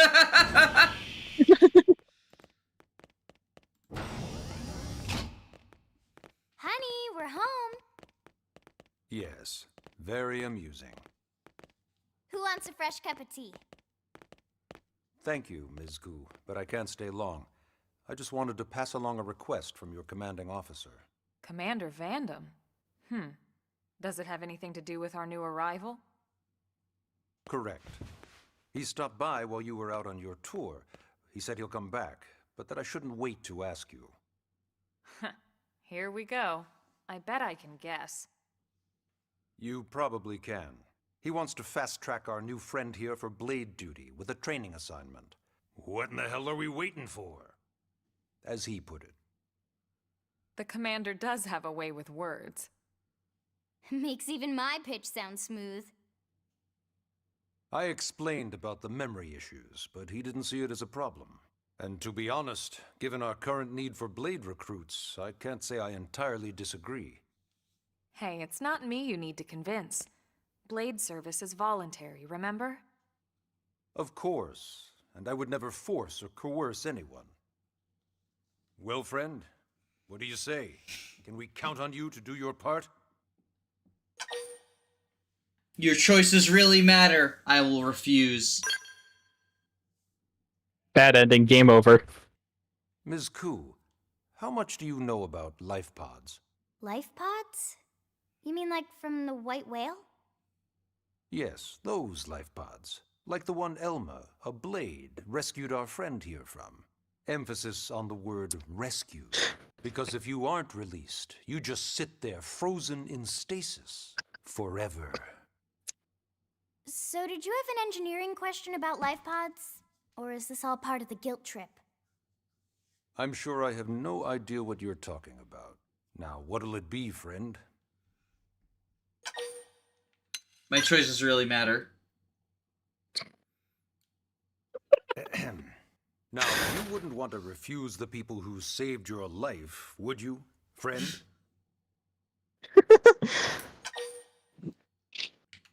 How deep does this rabbit hole go? I have no idea. I've never done this. You said no. You wouldn't refuse. That's a... You wouldn't refuse. Oh, fuck off! Oh, fuck off!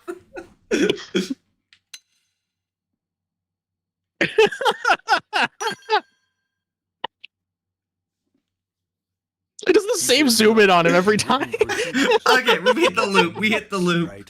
We hit the loop. We hit the loop. But just in case. Just in case. You The said fact no. that it just keeps doing that zoom in every time is killing me.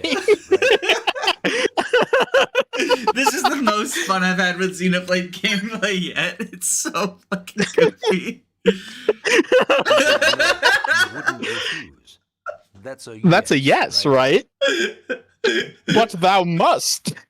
This is okay. I know that obviously, like, this is the thou must, right? This is one of the best iterations of it I've ever seen. I think the only one that I like better is in Super Paper Mario, when you can just say, "No, I won't save the world," and then he goes, "So we're doomed," and it goes, "Game over." Game over. Yeah, I think the same thing can happen in Golden Sun at the start of the game. You're just like, "No, I won't go on an adventure and save the world." Well, shit. Game over. Yeah. Okay. I'll just get one more zoom in. The zoom in is so big. That's a yes, right? Just one more. Then we'll be done, I promise. But I want to zoom in on you. Can we get a clip of the zoom in on Nagi and make it into a GIF? That'd be really good. Oh yeah, no, I think we need to zoom in so that we can clip this and turn it into a GIF, and then we will. Yeah. Just one more zoom in, and then now we can turn that into a GIF. That's a yes. Yeah.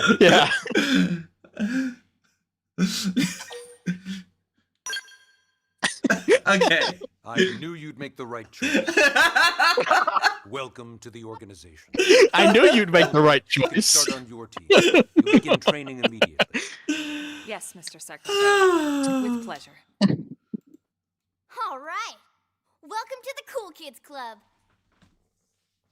Shut up, loser. Now then, let's discuss that. I would never force a curse. We've you. decided to start you out on a I know.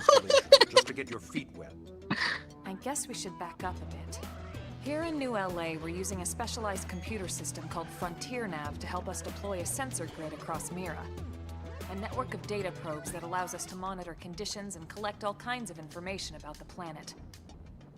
Expanding that grid and filling in the blind spots is one of Blade's highest priorities. Here, take a look at this. What you're seeing on screen is a terrain map that includes New LA and the surrounding landmass. As you can see, we've divided the area into a series of hexagonal blocks. We call these blocks segments, and together they form our grid. We determined this was the most efficient pattern, given the limited range. Yo, efficiency. Based on it, we know exactly. Wow. where He'd be really good at Fire Emblem. Now we just have to install them. Holy shit. Are you gonna LTC this game? I mean, yeah, I was already using that one LTC skip called called the refused percent. Which comes in handy if we need to track down a Blade or another citizen. Yes, quite handy indeed. So for this first exercise, you'll be heading here, to that white segment. Go there, install the data probe, and then come back home. Got it. East of the city.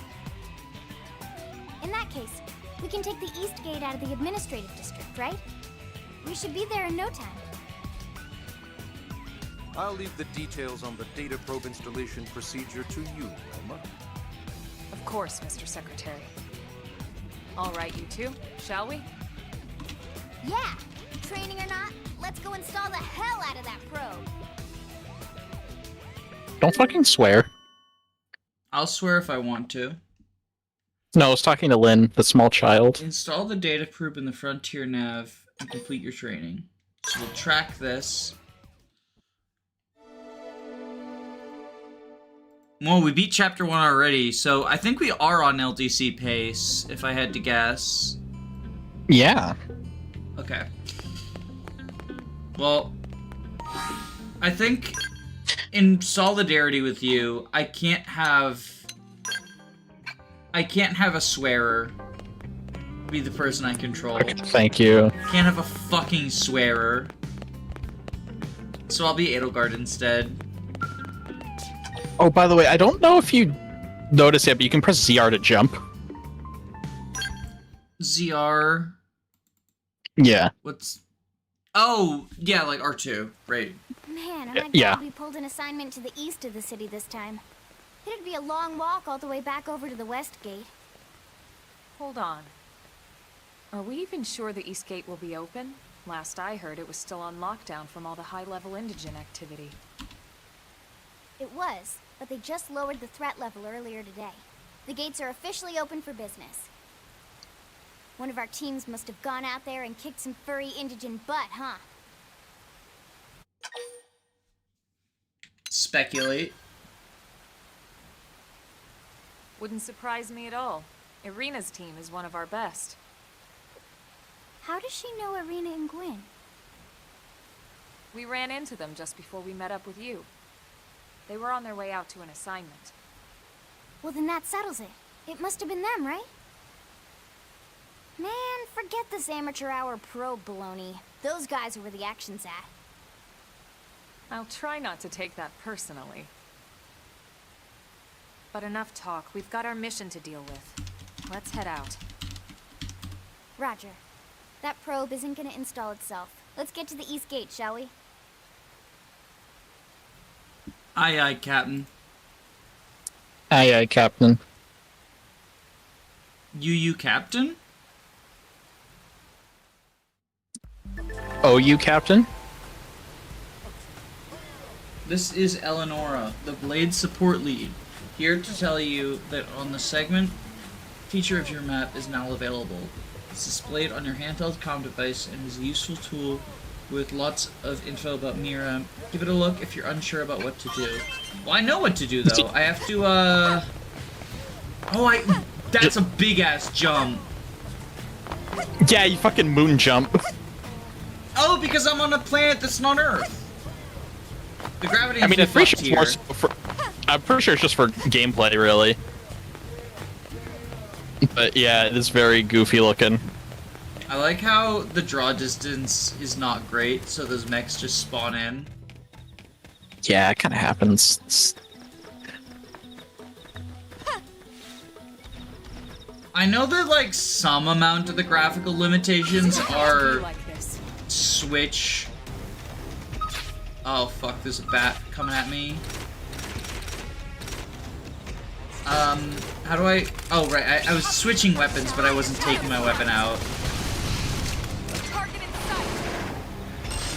If I can do Soul Challenge. Okay, it's almost double loaded. There we go. We got the double loaded. Big boom. Okay, I killed the bat. Take everything. I know some amount of the graphical issues are like the Switch has limitations that other consoles necessarily wouldn't. But I do think like it's kind of frustrating when a game on the Switch has like, you know, bad draw distance like that, and then people will use like the fact it's on a Switch as an excuse. I mean, Scarlet and Violet is the big example of it, but I feel like this happens anytime you criticize some sort of like graphical issues for a game on the Switch, because it's like, well, yeah, it's on the Switch, but Yeah, to point to something else in the series, Xenoblade 3 is on the Switch, and I've seen that, right? Like, that game is gorgeous.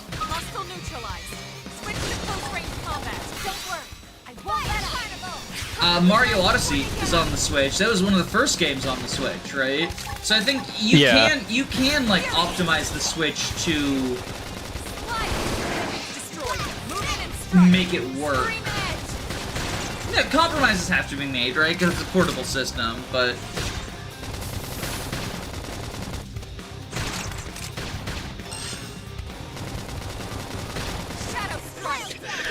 what's funky with this game is there is a inaccessible 60 FPS mode hidden in the game, and people are guessing it's specifically for the Switch 2 port.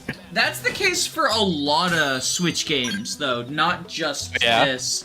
I know that Breath of the Wild, people were able to run at 60 FPS.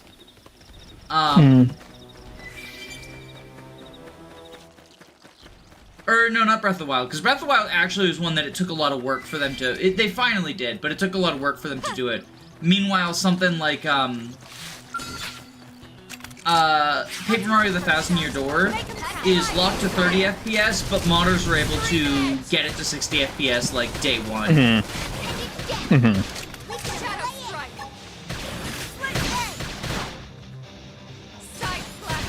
Get fucked, acid sack.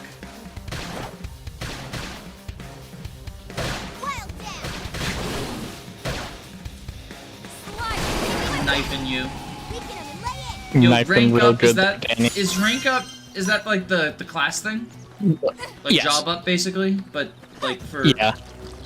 They're not jobs, but Yeah. I'm thinking of them like jobs because that's, you know, Final Fantasy III, Bravely Default, the games I'm familiar with. Yeah. When's the Bravely Default stream?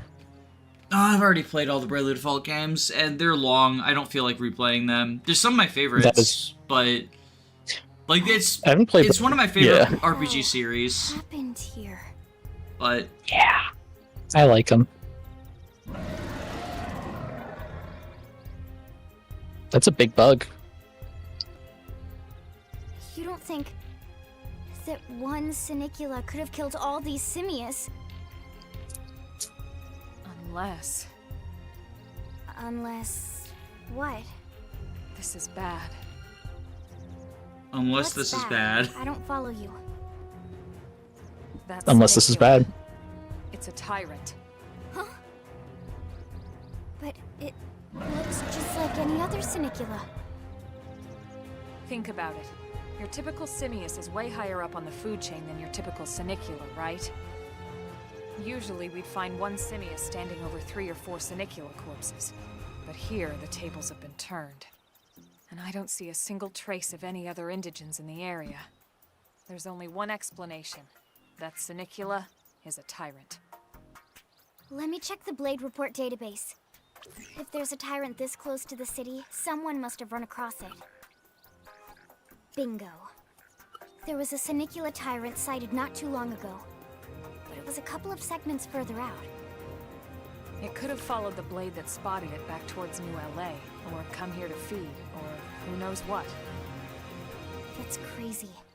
I can't believe there's a tyrant right on our doorstep and HQ isn't doing a thing about it.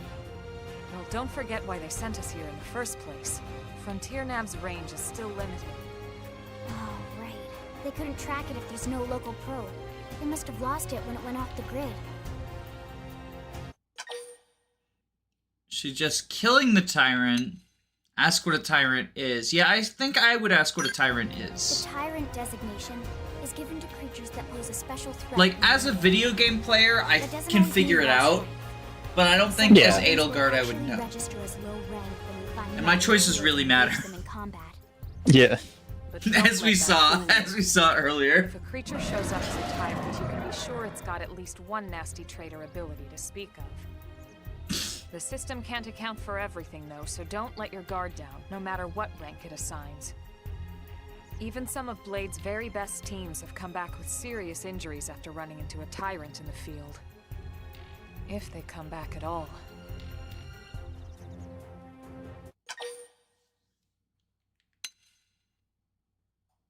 Oh, my choices really matter. I have to fight this thing. Choices really matter. I kind of didn't As long want as you to. understand the risks involved. Lynn? Count me in. The same goes for everyone. Edelgard's having a bad day. She got forced into this bullshit. Besides, if I need to, I can always run away. And now she has to fight a tyrant. Oh my god, Lynn. Fair enough. Shut up. You swearer. push it, okay? I'm not letting a Either fucking swearer be the only If we can person take who it down, survives this great, but if not, expedition. even just luring it away would be a moral victory. As long as Heck. we buy enough time to install the probe, we can use She says Frontier heck a Nav to lot. track it, or any other tyrant that comes this close to the city from now on.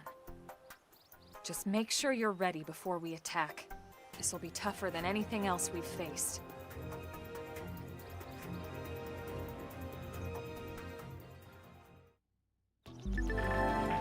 Gauging a tyrant is no small task. Important to equip your best gear and make sure your arts are leveled up. Okay. So is that under party or active Yes. members? Party. So you get ground gear is like your actual equipment, and then arts, yeah, you can rearrange the arts on the palette and you can upgrade them with BP. I like the guns. So I'm gonna wait. How do I up? Oh, Y is Y. upgrade. You can also press, I believe it's ZL, to refund the BP that you spent on anything. Insufficient boner points. Yes, that's what it stands for, actually. I'm glad you figured it out so quickly. I mean, I'm pretty good at video games. You're a bit of a gamer. Don't call me that. That's What else should I call you? That's a slur for my people. What should I call you then? Hi, this is Danny Doyle. Okay, hi, this is Danny Doyle. I'm glad you picked up what I was putting down. All right, Lynn, what are you? You got Gatling gun arts. You fucking swearer. Let's upgrade your Gatling gun. Oh, I keep hitting A because I keep thinking that's like how we do it, but it's not. It's Y. It is a bit wonky. It is, yeah. but I think it just takes getting used to. I think like if I played this game for longer than I'm planning on playing it, like if I got deep in, anytime there's a control scheme that's like slightly different from what you would expect menuing, it takes a little bit to get used to. I don't like it. Like, it feels unnecessary, but I imagine, like... I imagine if I, you know, sunk, like, the requisite 20 hours to have fun, then it would just feel second nature, right? Mm-hmm. I don't know if it's actually 20 hours. That's, like, my benchmark for RPGs with slow starts. Yeah. Okay, we upgrade Elmo. Okay, everyone's upgraded. And now we need... Is it ground gear? Is that... Yes, gears? yeah. So you can... So yeah, from the enemies you've been fighting, you've been picking up some weapons and armor and stuff. So you can equip better stuff. Like the advanced assault rifle. Or the advanced knife.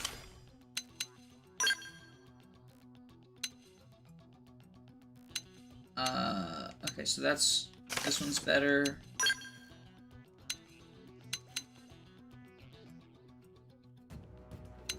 I lose gravity resistance, but presumably it doesn't attack with gravity, right? Yeah. Like, gravity feels like one of those things that would be... Much later on. Yeah. It's just physical stuff early on, really.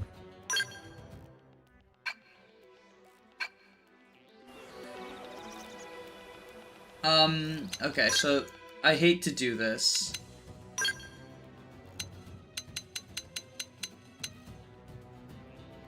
But I want to have a cyborg arm. Just one, though. That's not a cyborg arm.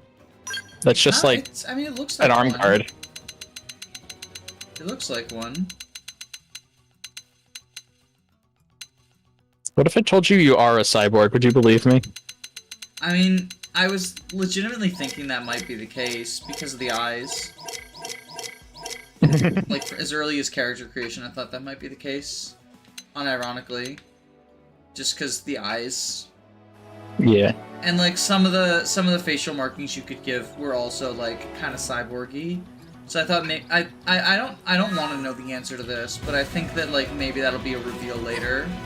Is like it turns out Edelgard was a cyborg all along. You can aim your attacks actually at particular a parts for the of your enemies, reducing the appendage gauge to 0 will destroy it. You can change the part you aim at with R plus Y or A. Additionally, destroying appendages before defeating an enemy may yield... Oh, so like tail sword weapons. Like the gargoyle tail axe and stuff in Dark Souls. Yeah. Yeah, you can, yeah, the yellow health bar is the appendage health, and you do damage to the main health and the appendage health at the same time. Okay, I'm attacking his head, because that seems like, an important appendage. And, what, okay, Infuriate, I'll Infuriate. The draw is He's really angry at you. Yeah, and then He's getting caught in the Treehouse Discourse. Bitch. And then, you gotta be closer to use it. Oh, what is this one? Assault Hammer? But that was not a physical attack, right? Okay, we want to do this from the side. So this is the side, presumably. Yeah, right? Yeah. It's at next to the weapon switch icon. It says like what angle you're at. Okay. Oh! I see it. Yeah, side, and then front. Now, yeah. Okay, let's infuriate you. Oh, Edelgard's almost dead. Oh shit, wait, is there a dodge? No. Shit, didn't expect that to happen. So, okay. So, if you're if a party member gets up to 3,000 TP, oh yeah, Alma did. She revived you. I don't know what I did there, but I did something right. Alma revived you. Oh, okay, so it was completely out of my control. Did I revive myself? Or I didn't revive myself? Like, they revived me? Yeah, the party members will just run to revive you if they have the TP for it. Okay. Now let's get down to business and install that data probe. Let's get down to business and defeat the If we stay Huns. here for long, there's no telling what other playmates might show up. This beam of light indicates a frontier nav site. It marks the ideal spot to bury the probe.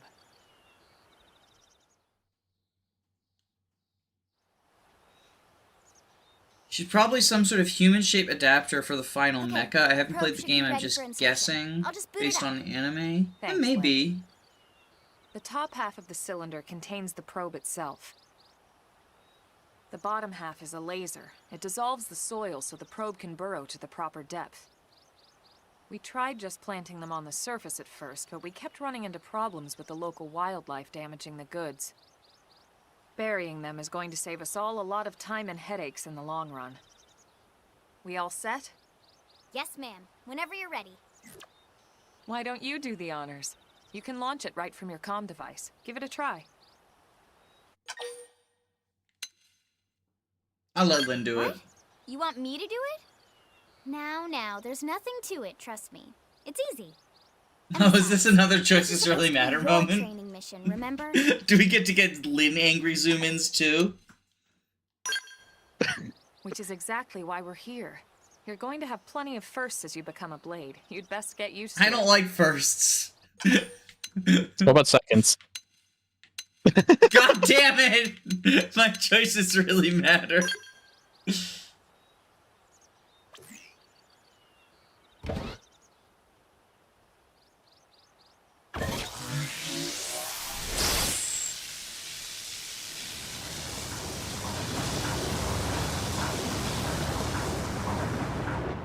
Now we just need to give it a minute to reach the target depth.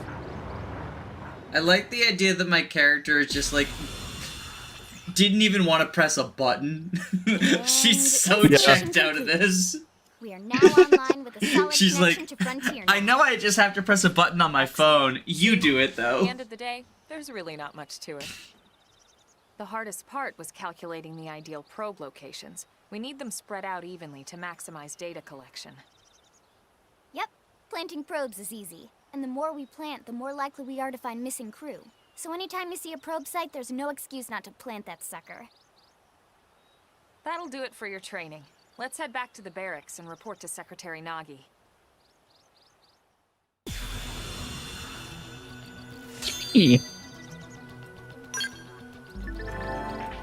Frontier Nav probe sites, or FN for sites for short, are optimal locations to plant data probes. Placing one will reveal segment recon for the surrounding segments. You go to the main menu, map segments, see which segments contain Frontier Nav placements. You can also just press the Y button to open up the map. I don't know why it tells you to go through the menu. I'm Lao, Hello. Pathfinder. Hi, Wow. If we're gonna grow Frontier Nav, we need to install more data probes. Plant one, simply approach a vacant Frontier Nav probe site and press A. If you are in a good spot, be sure to go ahead and play it. It's common sense, really. I think you misunderstand just how much my character does not want to press a single button. Pressing A, that's too much work for me. I'm gonna go home and torture Nagi some more. Now all that's left is to report back to base, but first I'll let you in on a secret. A giant beast like that is usually best engaged with a Skell. Those are the mechs, right? Yeah. Neutralizing a foe like that on foot, especially Tyrant, is pretty risky, so be careful about such things in the future. So every time you, segments unlocked. it pulls up this screen every time you plant a data probe. No wonder my character didn't want to do it. It's like 2 steps. Does the segment your current location, a yellow hexagonal area will be displayed on your mini-map, known as the segment marker. Segment marker indicates the borders of the segment you're currently occupying. You can also go to the main menu map segments. That's the thing you open pressing Y, right? Yes. Pressing 1 button is so hard for Edelgard. Manually set markers will be displayed as a blue hexagonal area even when you're outside of their borders. So these are the tasks. We got treasure, a level 25 tyrant, so maybe not. Treasure, locked. And some of them are locked until like you. Usually those ones are like for side quests that you don't have available yet. Makes sense. Yeah. Is that is this why is that the Edelgard... base or is that a new like nav for me to plant? That's the base. It's just telling you to go back home. I wanted to plant a new nav, but presumably I should go back to the base first. You can actually wander around a little bit and start planting some data probes. You won't stop us.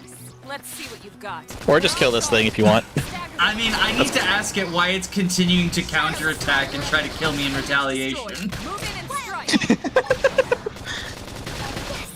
Hit him again for me! Side slash.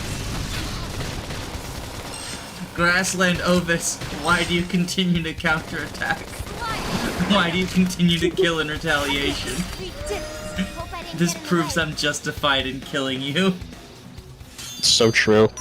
What was I gonna say? Yeah, actually, if you can open the map again real quick. Oh, I pressed the Y button because you taught me that. You did it right. Yeah, you did it. Good job. So at the top of the screen, there's a few things you can toggle between. Oh! Yeah. Okay, so we'll go to this one. It's on the other side of it, level 25, so we like go around through the lock one. Okay. Yeah. So I'm going the right direction right now. Yeah. Elmo's probably so mad at me. Oh, that guy will attack me if he sees me, so we'll like avoid him. Fair He's warning, level 9. fair warning, or just ahead, just so you know, a lot of the enemies have like a dog shit eyesight. You can get surprisingly close to them. Oh, I thought you were gonna say the other way around. That it was like No. the old stealth games where they can basically like see you from a mile away. Nah.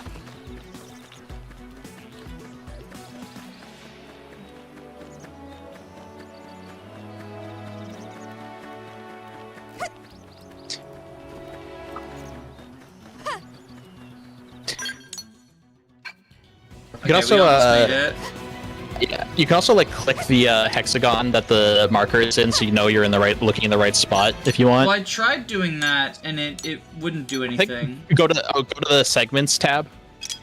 Like press L. Yeah. Then click the right stick. Oh, There you it's go. right stick. I thought it was A. Nah. Okay.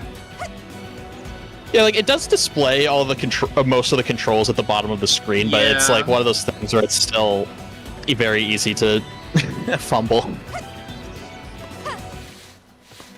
We're gonna Skyrim our way up here.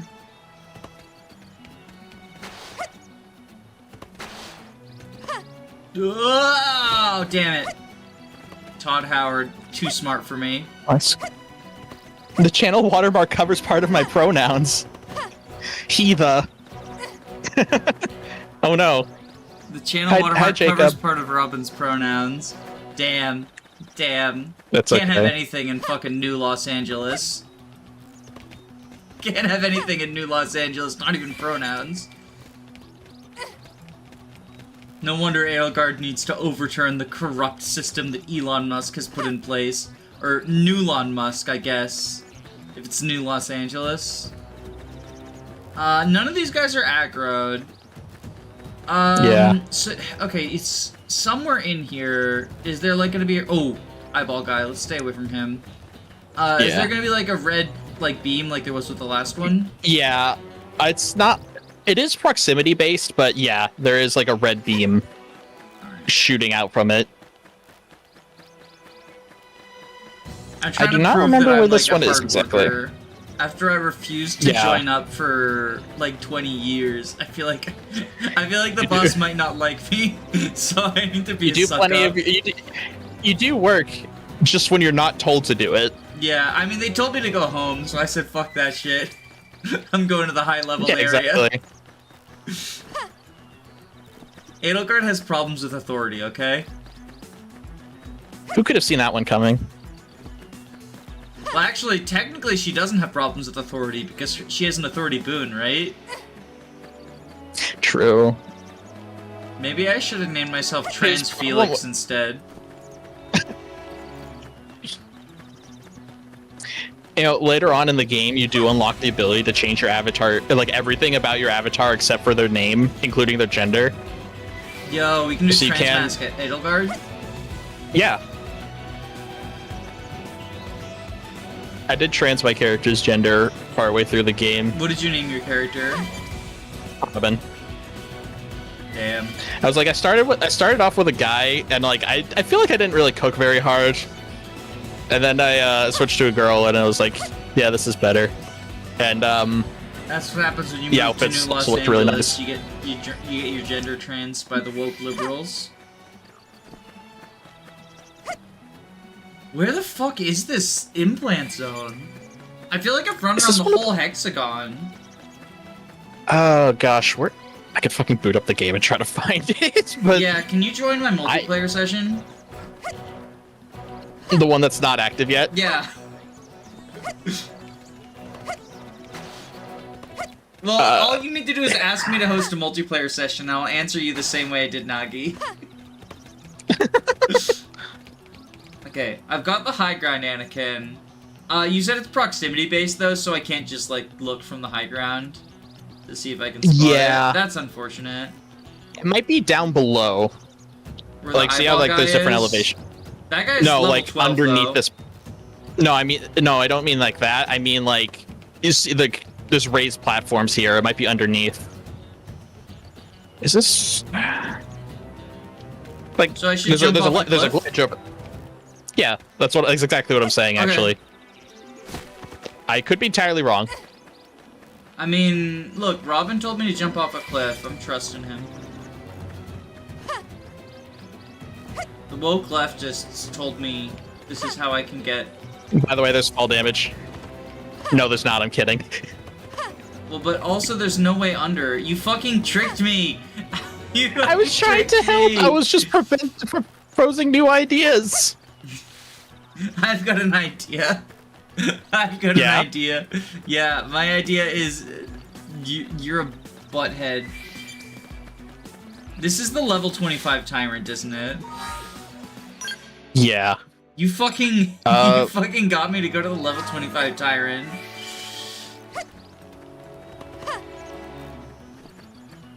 Hey, some tyrants are passive.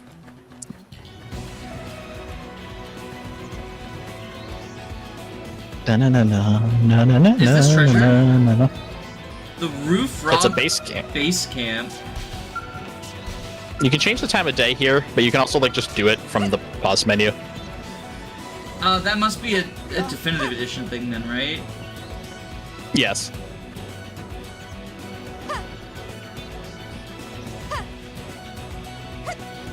Fine, I can tell when I'm not wanted. Oh, roof rock. Congratulations, you found a landmark. Yeah, that's pretty cool. Oh, look to your right. Is it the tyrant? There's a treasure. There's a treasure. Where? Like right around the corner. There. You can see them as like yellow squares on the mini map. You picked Wario. Wow, That's how I get the treasure. I'm just going home. I tried to work really hard and it didn't work. So Couldn't I'm going find home it. instead. Have you seen You're gonna the raging storm wrecked your way video home? just outside of East LA's gate that belonged to a friend of mine? So what that is I think this is also a definitive edition feature, but basically when you're walking around, some NPCs will have like hints on or like flavor text about like segment recon and what you can find in each segment. But nobody And then gave sometimes me a hint for the red thing. Nobody gave And then me sometimes- the new nav point. So, well, they don't give you a hint for the data probes. It's for like the treasures and tyrants and stuff. Can we kill the level 6 They'll- thing? We're level 6, right? Probably. Yeah, we're level 6, Yeah. 6, 7. You got Lynn that's in your so party. unfortunate. Okay, so Lynn will level up soon. When Lynn levels up, we need to rearrange it so Edelgard's at the bottom. Yes, this is very important. I think Edelgard might level up before Lynn, but either way. Really? Isn't that her EXP bar is at the bottom? No, that's the TP. Oh. That's Regardless, whoever levels up, we need to yeah. do the I funny agree. gamer moment. Okay. So I'm charging up my grenades right now. And I can sort of keep my distance. Shadow strike.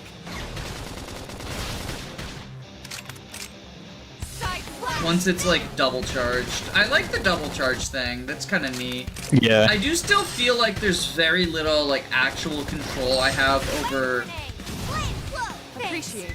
what goes on in the battle. Move in and keep the rhythm going. Here he is. But at least like the regular cooldown versus the double cooldown is something, right? And then Yeah. choosing like what segment to attack is also something. Yeah, there's in chapter 3, just like halfway through it, the definitive edition adds a feature called quick cooldown, where basically you get a little bar underneath your arts palette and you can expend it to like use your arts while they're still on cooldown. And there's also overdrive unlocked after chapter 5, which is really kind of confusing, but once you get the hang of it, it's really fun. It's basically just trying to get you to combo your arts together and like be as aggressive as possible to like maximize damage. When do I get to read the Gundams? After chapter 6. How many chapters are there in the game? 12. Then So it's like the halfway. fucking It's like not terrible. yeah. I feel like as the selling point to the game, it probably should have been earlier because it's on the cover, right? Yeah. Like, I feel like everybody wants to play the fucking Gundams. Great. Yeah, Devin even says like my brother was disappointed with how long it took. It does take a look. Yeah, I mean that's. But still, halfway is not purpose terrible. I feel like if it wasn't on the cover and you got a mech halfway through, it'd be a lot better. Yeah. Like if it was like selling itself as a regular Xenoblade, and then you get halfway through and it's like, oh, by the way, now you get a mech now. That would be huge, Yeah. as opposed to selling itself as a mech game that you only get halfway through. Like without changing anything about the gameplay, just the presentation. I don't know. It would feel better. I think that's a fair point.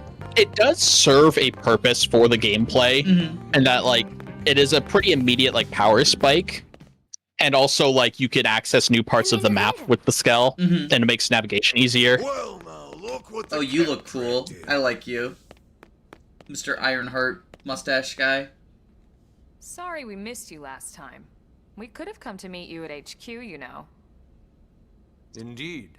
I suggested as much. Twice. And we know how much I enjoy being told what to do. Oh, I'm gonna get along with him. I'm just like him. Tangled with a tyrant, way out of the league. Just on a training refusing. mission, no less.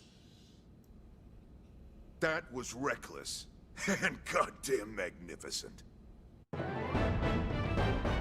Story mission complete. Holy shit, that's so epic.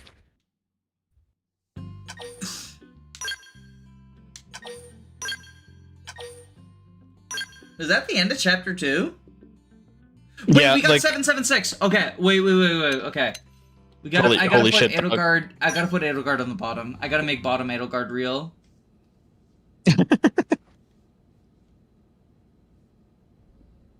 This is very important. To what do we owe the pleasure of your visit here today? Well, I can't just ask Nagi to do everything for me. I'd be out of a job.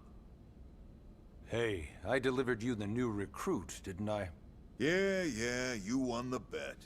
Don't worry about it, all right? I'll settle up with you later. You know I'm good for it. The bet? I'm sure I'm needed elsewhere. If you'll all excuse me, Commander.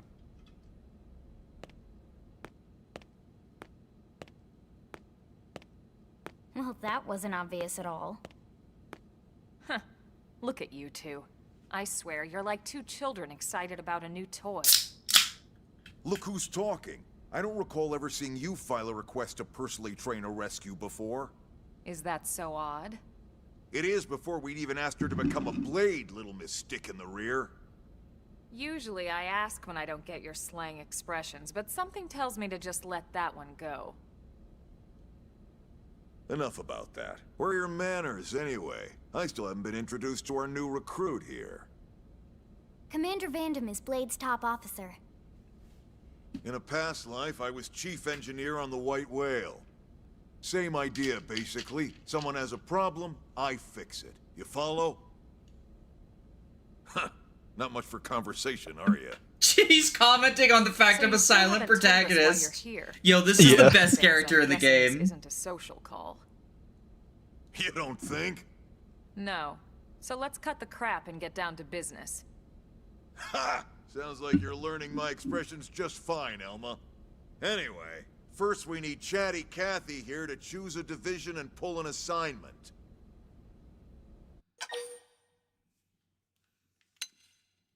Yeah, let's get more info. Pretty much everyone in New LA works for Blade, in one of several different fields. Helping to explore Mira, or to maintain order in the city, or, well, you remember Nagi's speech, right? There are 8 different fields in all, and each one has its own branch within Blade. Officially, they're called divisions. Naturally, you'll want to choose one that best suits your personality and your talents. Let's start with the Pathfinders. Is this the class thing you were talking Pathfinder's about? #1 responsibility No. Okay. is planting data points, So like you did on your training mission. this is just giving you a like an explanation of what each of these like different Blade divisions do. We don't know jack Gotcha. It about served a this purpose. place. There was a gameplay purpose in the original, but here, like, the division is just, like, for flavor. I honestly, when I was playing the definitive edition, I just skipped this We've already cutscene. detailed how 'Cause it's not important it is much we expand the Frontier important Belt info. network ASAP. Oh, okay. Up to you. I'll watch it. So, I for the like the time being, presentation I'll of this just game. I remind like you the of cutscenes. highlights. It helps us keep Blade safe. It helps us keep the Even if city it's not safe. giving me story info, it's just Most kind of important of all, it's the key to locating Oh. the missing parts of the life the form vibes. and That was I very- restoring guess. the rest of the human race. I was very bored going through the first few chapters, so I'm glad you're Next enjoying it up, more. Interceptors. You met Akalov I mean, you and also Evans, like the right? gameplay more than Irina me. And Gwen, this Yeah. is their division. Interceptors. I'm have not one exactly main like duty, roaring to get back protect to the New LA gameplay. and everyone in it Um, from the wildlife here on Mira. So it's kind of just a nice change of pace. I Right like the now, presentation. I probably like the a business characters. division. I think it's kind of cool. Interceptors ride shotguns World for lore, research I ahead. guess. World building, Yeah. world lore, whatever you would call And it. they help any other idiots who get caught out there with their I don't know, pants just the down. flavor is nice. Next are the The game does have Harriers. pretty solid world building overall. Remember Doug Barrett, the Skell pilot conducting the test flight? with I Gwen? remember Doug Barrett, so you don't have He's to. part of the Harriers. If you think of the Interceptors as defense, Harriers would be New LA's offense. They specialize in preemptive strikes on clear and obvious threats. But only on clear and obvious threats. I'm sorry, just the fact I named myself Adelgard just keeps coming up. And you got your reclaimers. They These guys are in reconquer. charge of finding the other Shit, pieces of the I hate White those guys. Whale, They reconquer among others, and kill in retaliation. including anything of ours left behind after a battle. Skell debris, weapons, personal effects. It can get Oh, a it's bit yells. morbid, frankly, but it's gotta be done. Until we're up and running here on Mira and have this place completely figured out, everything we brought from Earth needs to be treated like it's irreplaceable. Also, the search for the Lifehold. That's mostly on the Reclaimers. Next, Curators. Curators are the first to scout ahead to unexplored territory, bringing back whatever samples they can get their hands on. Fruits, bugs, sticks and stones, you name it. It's not all picking berries, though. Being a curator also means being the first to encounter unknown indigents. Next? All right, prospectors. Prospectors do, well, prospecting. They poke around, looking for minerals, resources, and whatnot. Things we need for everyday life here. We packed all the essentials we could on the White Whale, but that won't last forever. We need to be able to replenish our water and fuel if we want to survive. And sooner or later, we're gonna have to figure out how to replace things from scratch. From the socket on a Skell's knee joint, right down to the frying pan in Lynn's kitchen. Without these guys busting their butts, we'd have no future to speak of. Next up, outfitters. All of our ground gear and Skell weaponry is developed in conjunction with private arms manufacturers, or AMs. Outfitters are Blade's way of supporting these AMs. They'll seek out anything that might inspire new weapon ideas, and even assist with testing new prototypes. Finally, the mediators. These are the folks who keep everything hunky-dory with John and Joan Q public. Any problems a civvy has, they come to mediators. Fight with your neighbor? Mediators. Lost cat? Mediators. It's not a division for everyone. You need to be a jack of all trades, and a people person. Someone with my charming personality? Probably not the best mediator. But if you got what it takes, it's a clutch role, keeping things cool on the home front. All right, so I think that's all 8 divisions. Who's the voice actor for Which one Elmo? you'd like to join? Don't fret about it too much. Because it sounds really You still familiar. have a lot of freedom in how you operate. Who's the voice actress for Elma? Yeah. Mediators can still get out there. Let me find that out. I feel like her voice actor sounds like Edelgard. Like, actually sounds like Edelgard. Is it Tara Plot also? Let me figure that out. Same VA as Cammy in SF. What's SF? Whenever you like. Caitlin Glass. So there's really no reason to stress about this. It's not All right, Edelgard. You Okay. ready to choose? Who has Caitlin Glass voiced? Street Fighter. I haven't played Street Fighter. Also, I am gonna very quickly. I'll be right back. I have to get some headache meds. I feel a headache coming on. I want to preempt it. Oh. So I'll be right back. I gotta go grab some. Because otherwise we will be ending the stream like in like 10 minutes. So let me. I'll be right back.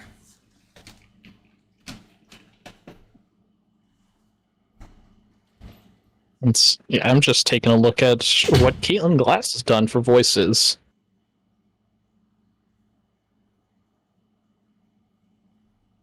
I have no idea which one of these Danny would have seen.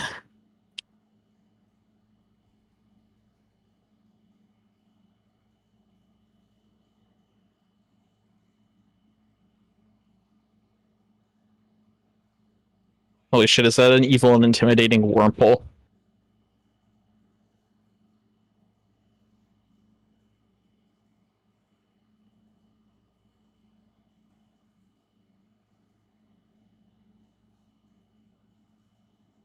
Excuse me.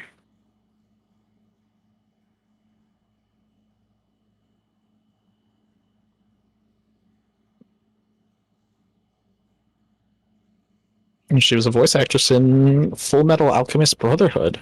Epic.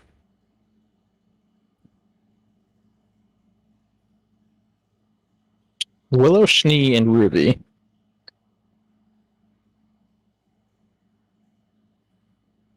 Unicorn Overlord, maybe that's where Danny's heard her from.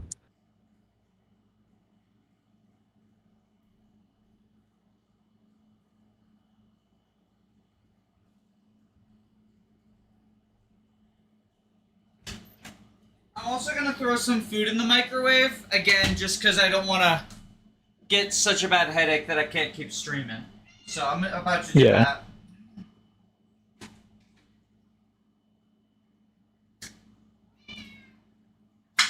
Kitty.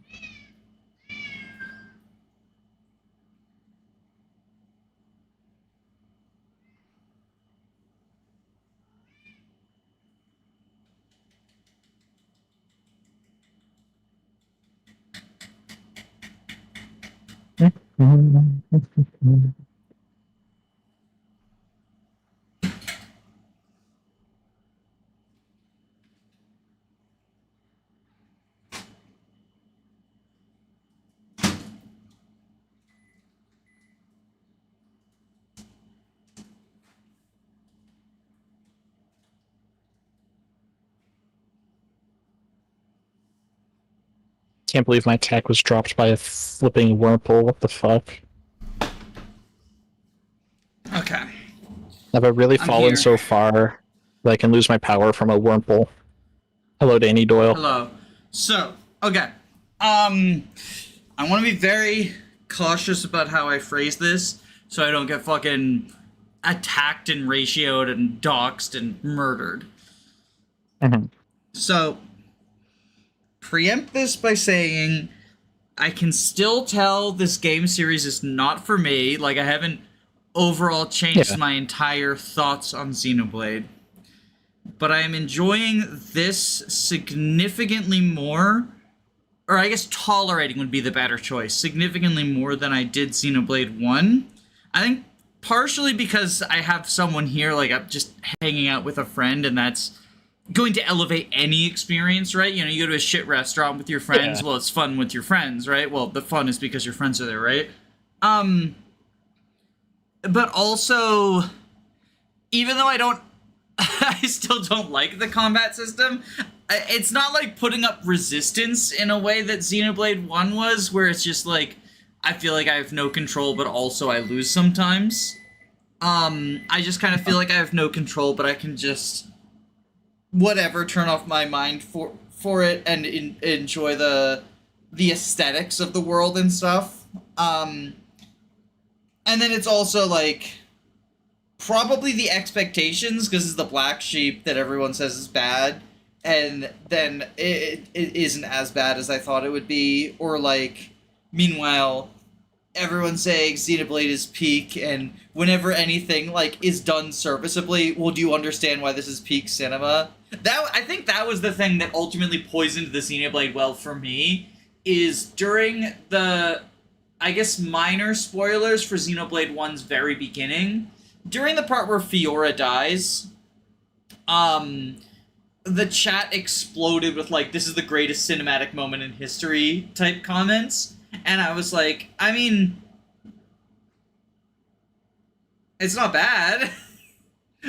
But it felt, like, way overhyped for me. And I think that poisoned the well and made me think, like, damn. But yeah, I like I said, I want to be cautious because I don't want...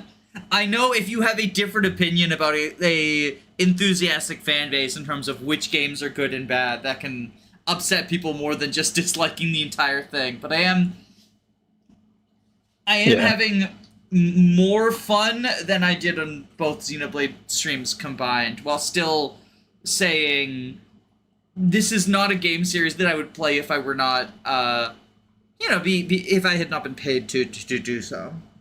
Or rather, not me paid, but the donation to charity. Yeah. I get that. Yeah, I think I also like this game more than Xenoblade 1, although I am also somebody that likes Xenoblade 1, period, so... Yeah. Well, and you like the gameplay of Xenoblade 1, which is itself a controversial opinion, because even amongst the people who like Xenoblade 1, the thing that I usually hear is, like, you tolerate the gameplay to get the story, whereas you, correct me if I'm wrong, but you legitimately enjoy the gameplay, like it's the primary appeal for you. No, I think the primary appeal is still the story, but like I find the gameplay enjoyable. I think it's I personally think it's like fine, serviceable at best, really, but it's like I don't mind it. I just like everything else about the game a lot more. For me, it felt like a single-player MMO, which is like... I mean, that is basically what it is, but like, I don't really mind that. I hated it. I hated it so much. Because the other thing is, I say single-player MMO, it felt like a single-player poorly made MMO, right? Like, I've played some MMOs, and I didn't enjoy them. But at the very least, like, there's a difference between something like RuneScape and World of Warcraft versus, like, Conan Online. I really like the gameplay, but I totally understand that some people do not like it. To be clear, I'm not saying that there's anything wrong with people having a different opinion than me. You're allowed to like the gameplay, and you're allowed to like the story, and you're allowed to dislike the gameplay, and you're allowed to dislike the story. The only thing you're not allowed to do is reconquer and kill in retaliation. Adelgard says so. Mew and I reconquer in retaliation. Shit, Robin. You can't do that. You can't do that on stream. Oh, also no swearing. No fucking swearing. If you're a fucking swearer, No I will fucking bench swearing. you. I wanted to use I wanted to use like the cute child with a submachine gun. I mean, you can use her if you want. No, she's a swearer. She's a fucking swearer. We can't use her. She's a fucking swearer. She has to go on timeout.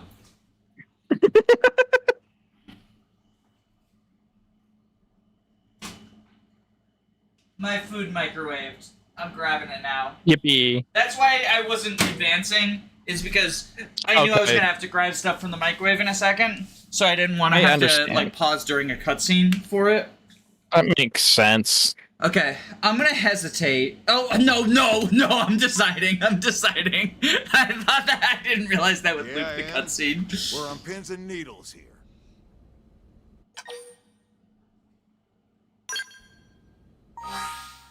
Alright, Pathfinders, Interceptors, Harriers, Reclaimers, Curators, Prospectors, Outfitters, Mediators. Chat, which one should we play?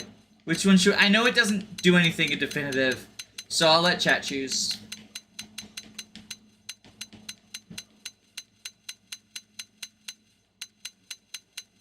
What games do you think have amazing stories? I mean, as far as especially Nintendo games, not many. Yeah. But the games that I've played that do have really good stories, and I can only say ones that I've played, right? Because I'm not gonna judge based on ones that I haven't. I really liked. You know what? Actually, I think I had one of the best stories I've ever experienced, not just in video games, but like in general. Ghost of Tsushima, that made me cry like multiple times. It's so well written, well acted, like it's great. It's great. The side stories too I'm so excited for Ghost of Yotei. And I don't even like open world games that much, although the open world gameplay of Ghost of Tsushima was incredibly good. Incredibly good. I think that's probably like the best video game in terms of like game storytelling I've experienced. Other games with good stories. I mean, this is a basic bitch answer, but Fire Emblem Thracia 776. It has issues, but I do think it's not only the best Fire Emblem story by a significant margin, but I think one of the best video game stories as well. And granted, when I say it has issues, I think some of those issues are just the fan translation more than anything. Because the fan translation was like weirdly horny and made a lot of like random dialogues more sexual. Yeah, which it's certainly a choice. We're doing Harriers, by the way. Someone in chat said Harriers, so we'll do Harriers. Then it's settled? What other... The other thing is, like, I don't think too many video games have great stories. You're officially a blade. Typically, indie games are what I would think of initially in terms of, like, games with good stories. Oh, wait, hold on. Venba was really good. Venba was really good story-wise. Although... Venba. V-E-N-B-A. Let's get down to brass tacks. It is. We played it on the Woke Games stream. Nelson's team has gone missing. We played it on the Woke Games stream. They were installing a data probe out in eastern Primordia. Then it's really good. It's about immigrants to Canada and sort of like preserving your culture through food and racism and shit. It's really good. No wonder it's on the Woke Games list. Oh, you know what series generally I think has a really good stories as well? head to the last known the location Yakuza of Local series or Like a Dragon Report whatever you find ASAP. series, depending on the. course. Let's move out. Those are sort of the two translations of it. Yeah. They are like genre-wise, very soap opera mixed with mob story mixed with fantastical elements. And it's one of those, like, your problematic fave, because the Yakuza series thinks the funniest thing in the world is to, at some point in every single game, have a subplot where a really, really fat guy can't fit into his shirt and yells, "Food!" So, you know, go in knowing that there's gonna be some moments where you're like, oh, really? And then they also really like making jokes about, like, isn't it funny that this man who is sexist got sexually assaulted? Like, that's the turnabout is fair play. He got sexually assaulted. That's funny, right?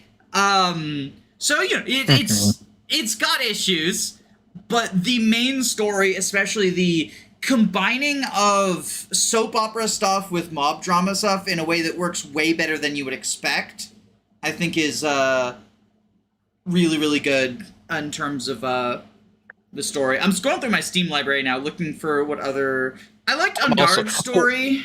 Everhood. That game story is really fucking cool. Haven't played it. It's like... Actually, I don't think you would do very well with it since you didn't care for Undertale's gameplay, but it's like a fucking bullet hell rhythm game. Mm-hmm. I don't even really know how to describe it, but the whole thing is just a fucking wild experience. Hollow Knight. It also depends, like, what are we talking about in terms of good story? Because I do think that there are some games where, like, I would describe the stories of Resident Evil as good, but not in the same way that I would describe, like, you know, a high cinema, right? I think that you go into Resident Evil looking for campy silly, and you get premier campy silly, right? Yeah.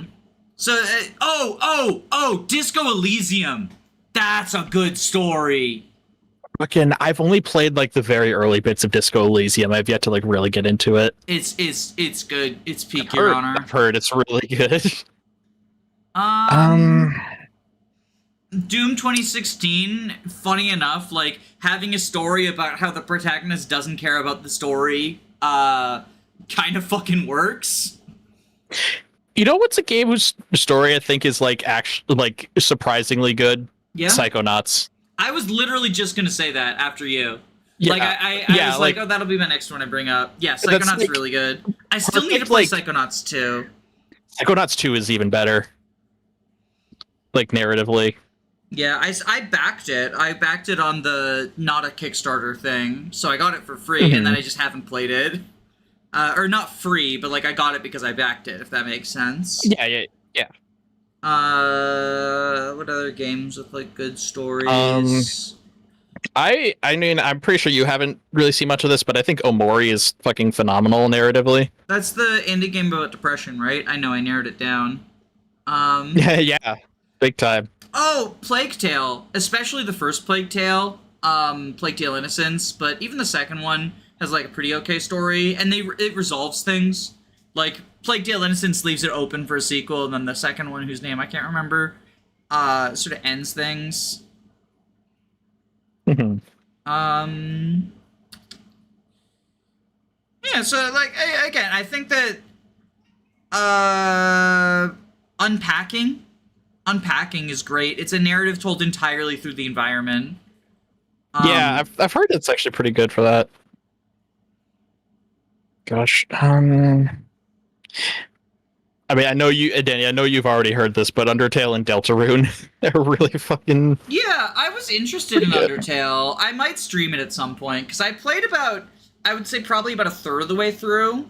And I just ran into like a bullet hell fight that was too much for me, and the other thing that kind of turned me off is, so I knew about the genocide versus pacifism stuff going in, but I found that bullet hell too difficult, so I ended up killing some people just to get through it. And then that sort of removed my investment from the story, because I was like, well, I didn't make this choice for, like, story reasons. Yeah, that's fair.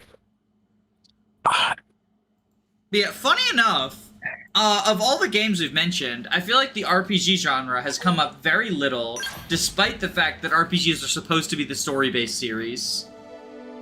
And... Well-known RPG hater Danny Doyle. No, I like RPGs. I Kidding. like RPGs gameplay as well. Missions comprise of duties. We got the story missions, affinity missions, Christie missions, Normal missions. mission control. So like most of like a good chunk of like the features of the game are being unlocked now, and then after you complete chapter 3, like the game opens up proper. Oh gosh, so I haven't played this in 6 years apparently, but there's this little indie game called Maggie's Apartment that was just like kind of a little point and click centered inside of this one woman's apartment, and it was like a surprisingly pretty good story. It's only like 2 hours long. I took a picture Wow, for the funny. that's so epic.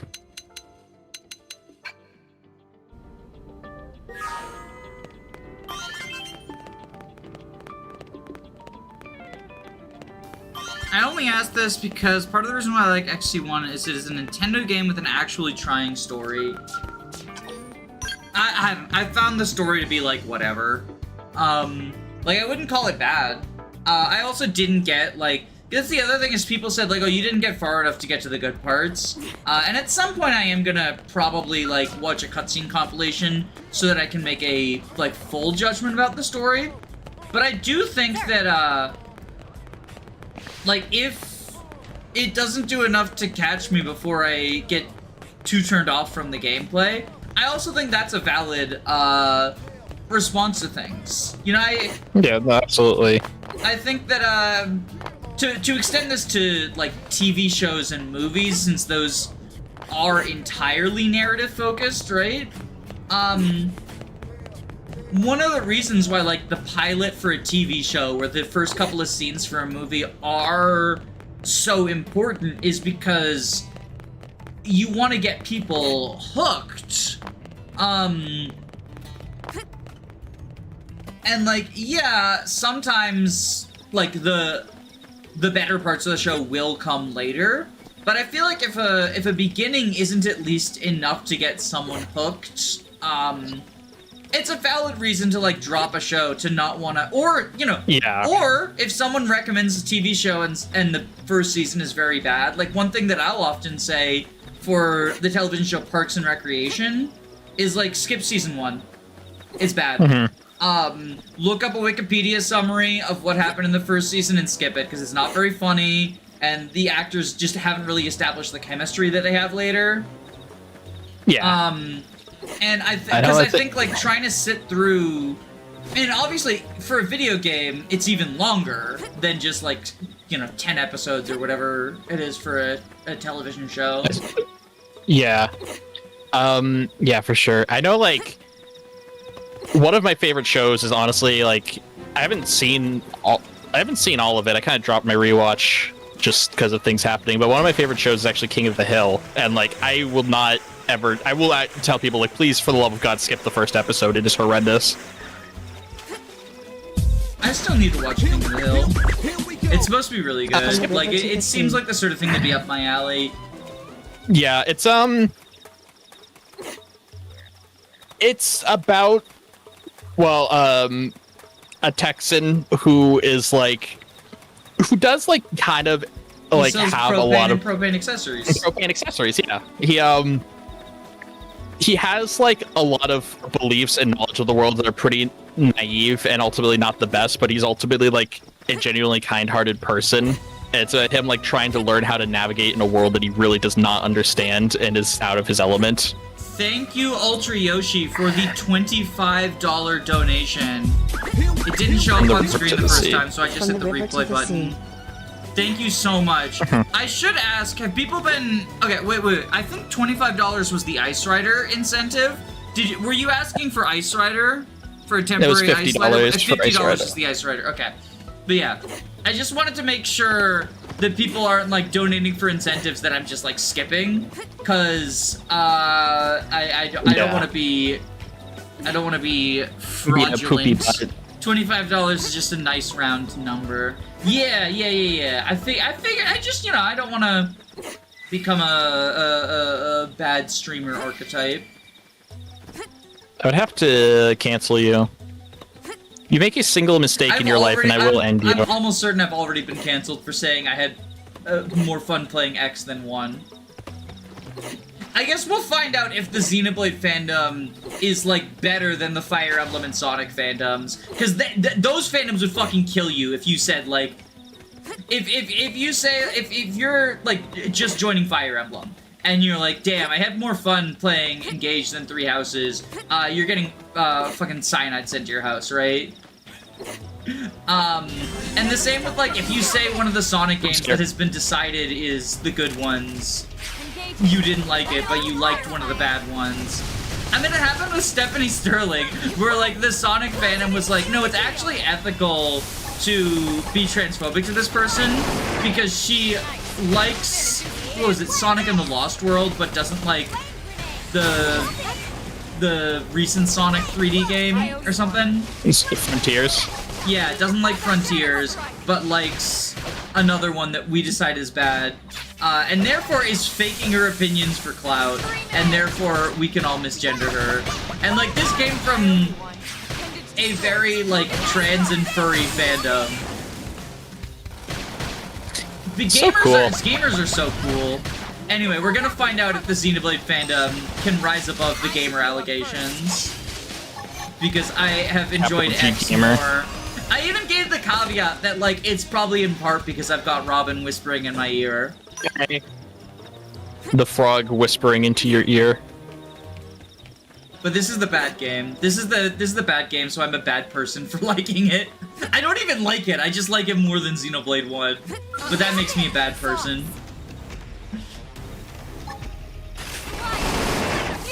Oh, and then we can... Oh wait, no, that was the wrong... Oh, I got the... Okay, wait, I gotta rearrange the...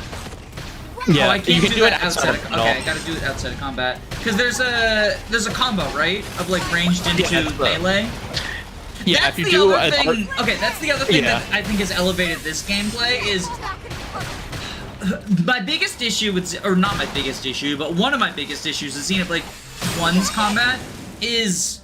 It made a system where it was, like, reliant on having the statuses combo off each other, right? And each status was tied to a different party member, but you could only control one. So the combos were largely reliant on the really bad partner AI. Whereas here, I can do this combo with Elmo. Like, she has a melee into a range. Like, I can actually do that combo myself. Okay, so this is ranged, right? And then this is the one that goes after. So if we go A, oh no, X is reorder. So we put it here, so they're next to each other. Yeah, also, so a little weird quirk of it is it's not asking you to use a ranged attacking art, it's asking for you to use an art with your ranged weapon. That blue one, Early Bird, actually wait, is that with the guns? I don't remember.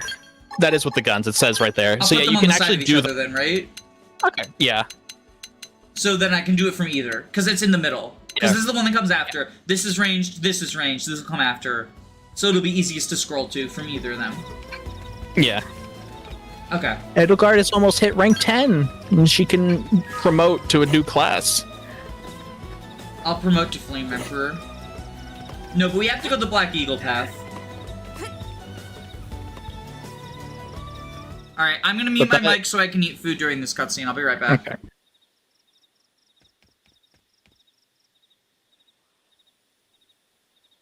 Damn. I knew we would have heard from them by now. It was definitely fighting something. But this damage, it's not the usual claw or bite marks. No signs of the team. If they were eaten, we'd know it. So did they walk away, or were they taken? taking 2. The job's not finished. We have more questions now than when we started. Yeah, but Edelgard just wants to go home so she can tell Nagi, We keep looking. I don't want to play anymore. Bella, check this out. I'm picking up an Earth-based IFF signal coming from that direction. It's Pathfinder. That thing over there, maybe? It doesn't look natural, does it? No, it doesn't. It looks like trouble. And look at this. I'm picking up readings for other life forms too. Multiple signals, moving around inside the structure. Elma, you don't think...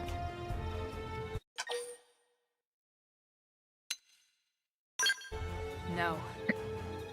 Look at their No. movements. They're controlled, orderly. They're definitely not wild animals. She learned that word from me. Now the question is, are they native to Mira? Or are they visitors like us? And if so, from where? You think it's one of the forces that destroyed Earth? Let's not jump to any conclusions. It's a big universe out there. Of course, we shouldn't rule it out either. Should we call this into HQ? Yes, but not from here. If we're picking up their signals, they might be close enough to intercept ours. You there! Drop your weapons. Stay calm. We don't want to provoke them. Earth aliens, surrender now! They know about Earth? You may have been right after all, Lynn.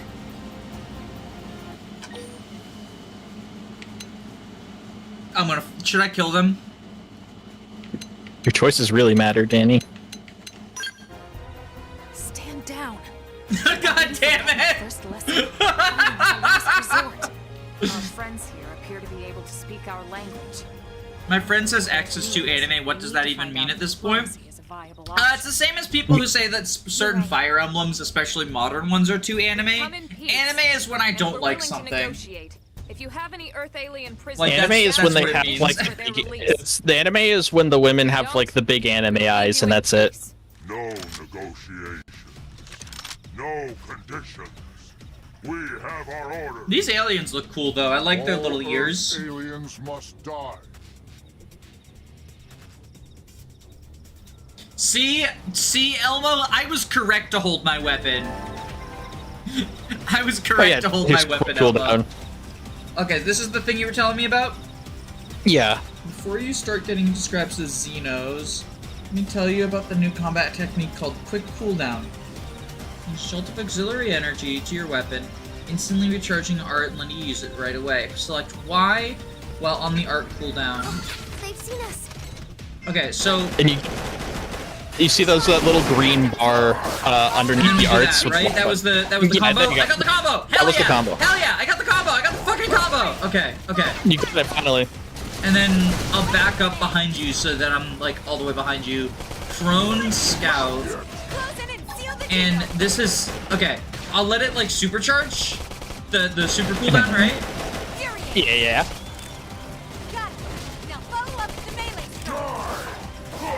And then I do that. Oh wait, it's a Y and do that combo. Yeah, there you go. Because I used the Y thing. Okay, you're dead. Yeah. Get fucked, you loser. That's what you get for messing with the Black Eagles. Oh, I was in his back. Whoops. That was supposed to be a side one, right? From the side. Okay, Yeah. that's the side.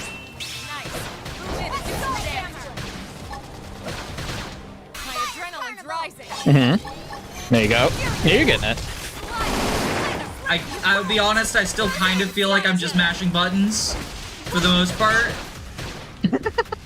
Like, if I'm being 100%, aside from that one combo, I feel like I'm just kind of hitting things as soon as the cooldown feels down. Fire Emblem isn't sexual enough. Everyone should kiss. What's the deal with wanting us all dead anyway? I like when Geralt kisses Solon. That's my favorite part of Three Maybe someone higher Houses. up their chain of command would be willing to negotiate. They said their order was to kill all of us. Let's not try to negotiate. What are you talking about, Elmo? You can store auxiliary energy that's in the eclipse. This is reward for saving reason survey rate. So that's what I was going for, right? When I went to the other hexagon? Yeah. Did we call it into HQ yet? Like, did we just forget to call into HQ? Okay, I need to... They said to not do it this close. Yeah, but can't we go back and call it in and then come back?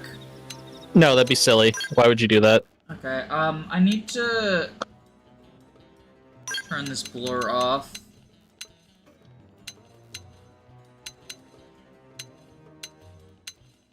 Did I really not turn the fucking blur off?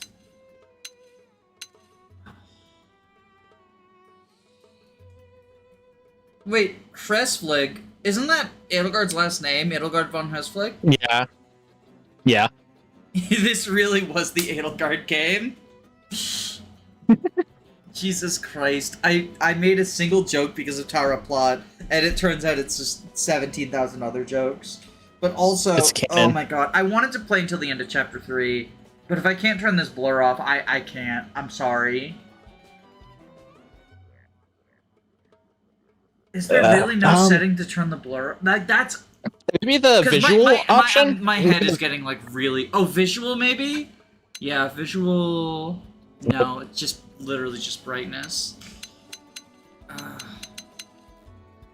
Like, I'm gonna throw up. And my head is pounding even after taking medicine. Because this fucking blur.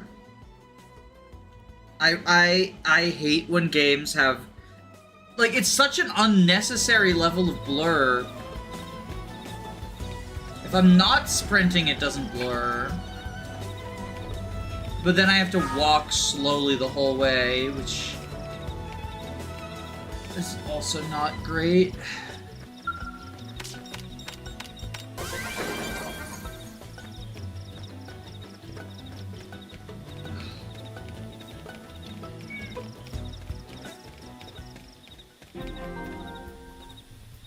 Alright, let's see what's in the base. Hey, Mercury. Kitty. Hi, Kitty. Oh, she's talking to the microphone. She literally walked right up to the microphone, turned towards it, and meowed. She's gonna be a streamer now. IFF signal. Gamer cat. Let's see.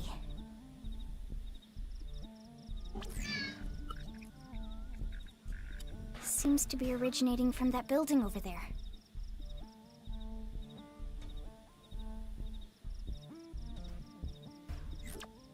Then we'd better get moving.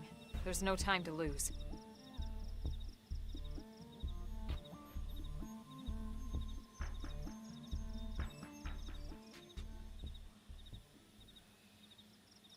Yeah, I'm sorry, I can't. You're gonna have to lose this time actually, because I can't right now. My head is just not doing good. And if I can't turn that motion blur off, it's just gonna get worse. So we'll save. Yeah, like I said, enjoyed it more than Xenoblade 1.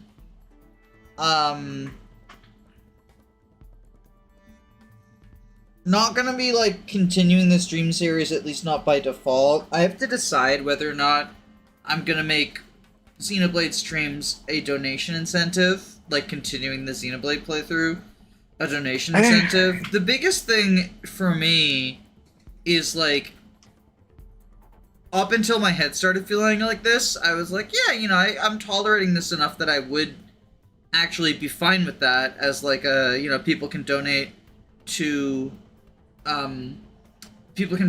Palestinian relief to help with that, and in exchange get Xenoblade streams.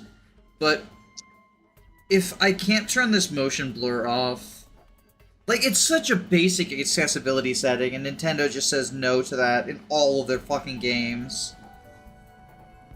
I don't know why it's not even just a Nintendo problem, too. Like, so many modern games add an unnecessary and absurd amount of motion blur. It doesn't look good. Like, it doesn't look good. It just looks bad, and it gets people like me sick. Yeah, I understand that. I mean, I personally don't mind it, but I understand, and I'm unfortunately not really seeing anything about it, about being able to turn off the motion blur. I'm trying to look it up right now. You know what the funny thing is? I guarantee you there's a mod for it if I was emulating. Like, I guarantee you that's one of the first things that fucking... Yeah, but because because I actually paid Nintendo $60, I get a worse experience than if I had stolen the game. It's what a garbage company. But at the very least, we played long enough to get to the best cutscene of all time, when Edelgard said no 7,000 times in a row. We do need to have all the we need to make the Nagis. We need to make that a GIF. That was really good. I'm turning it into an Ice Rider video. I'm sure Robin, you could see parts of the stream where I stopped recording and started recording to like easily bookmark where things that I'm like, oh, this could potentially be either a short or an Ice Rider video. I didn't actually see that. No. Damn, fake frog archetype. I need to go lay down. I'm so sorry, y'all. Oh, I streamed for like 3 hours. I feel like I fulfilled my obligation. Just, you know, for next time. Until next I speak to you, gamers. Remember, I would never force or coerce you to do anything you don't want to. But you said no, and that means you wouldn't refuse, right? So true.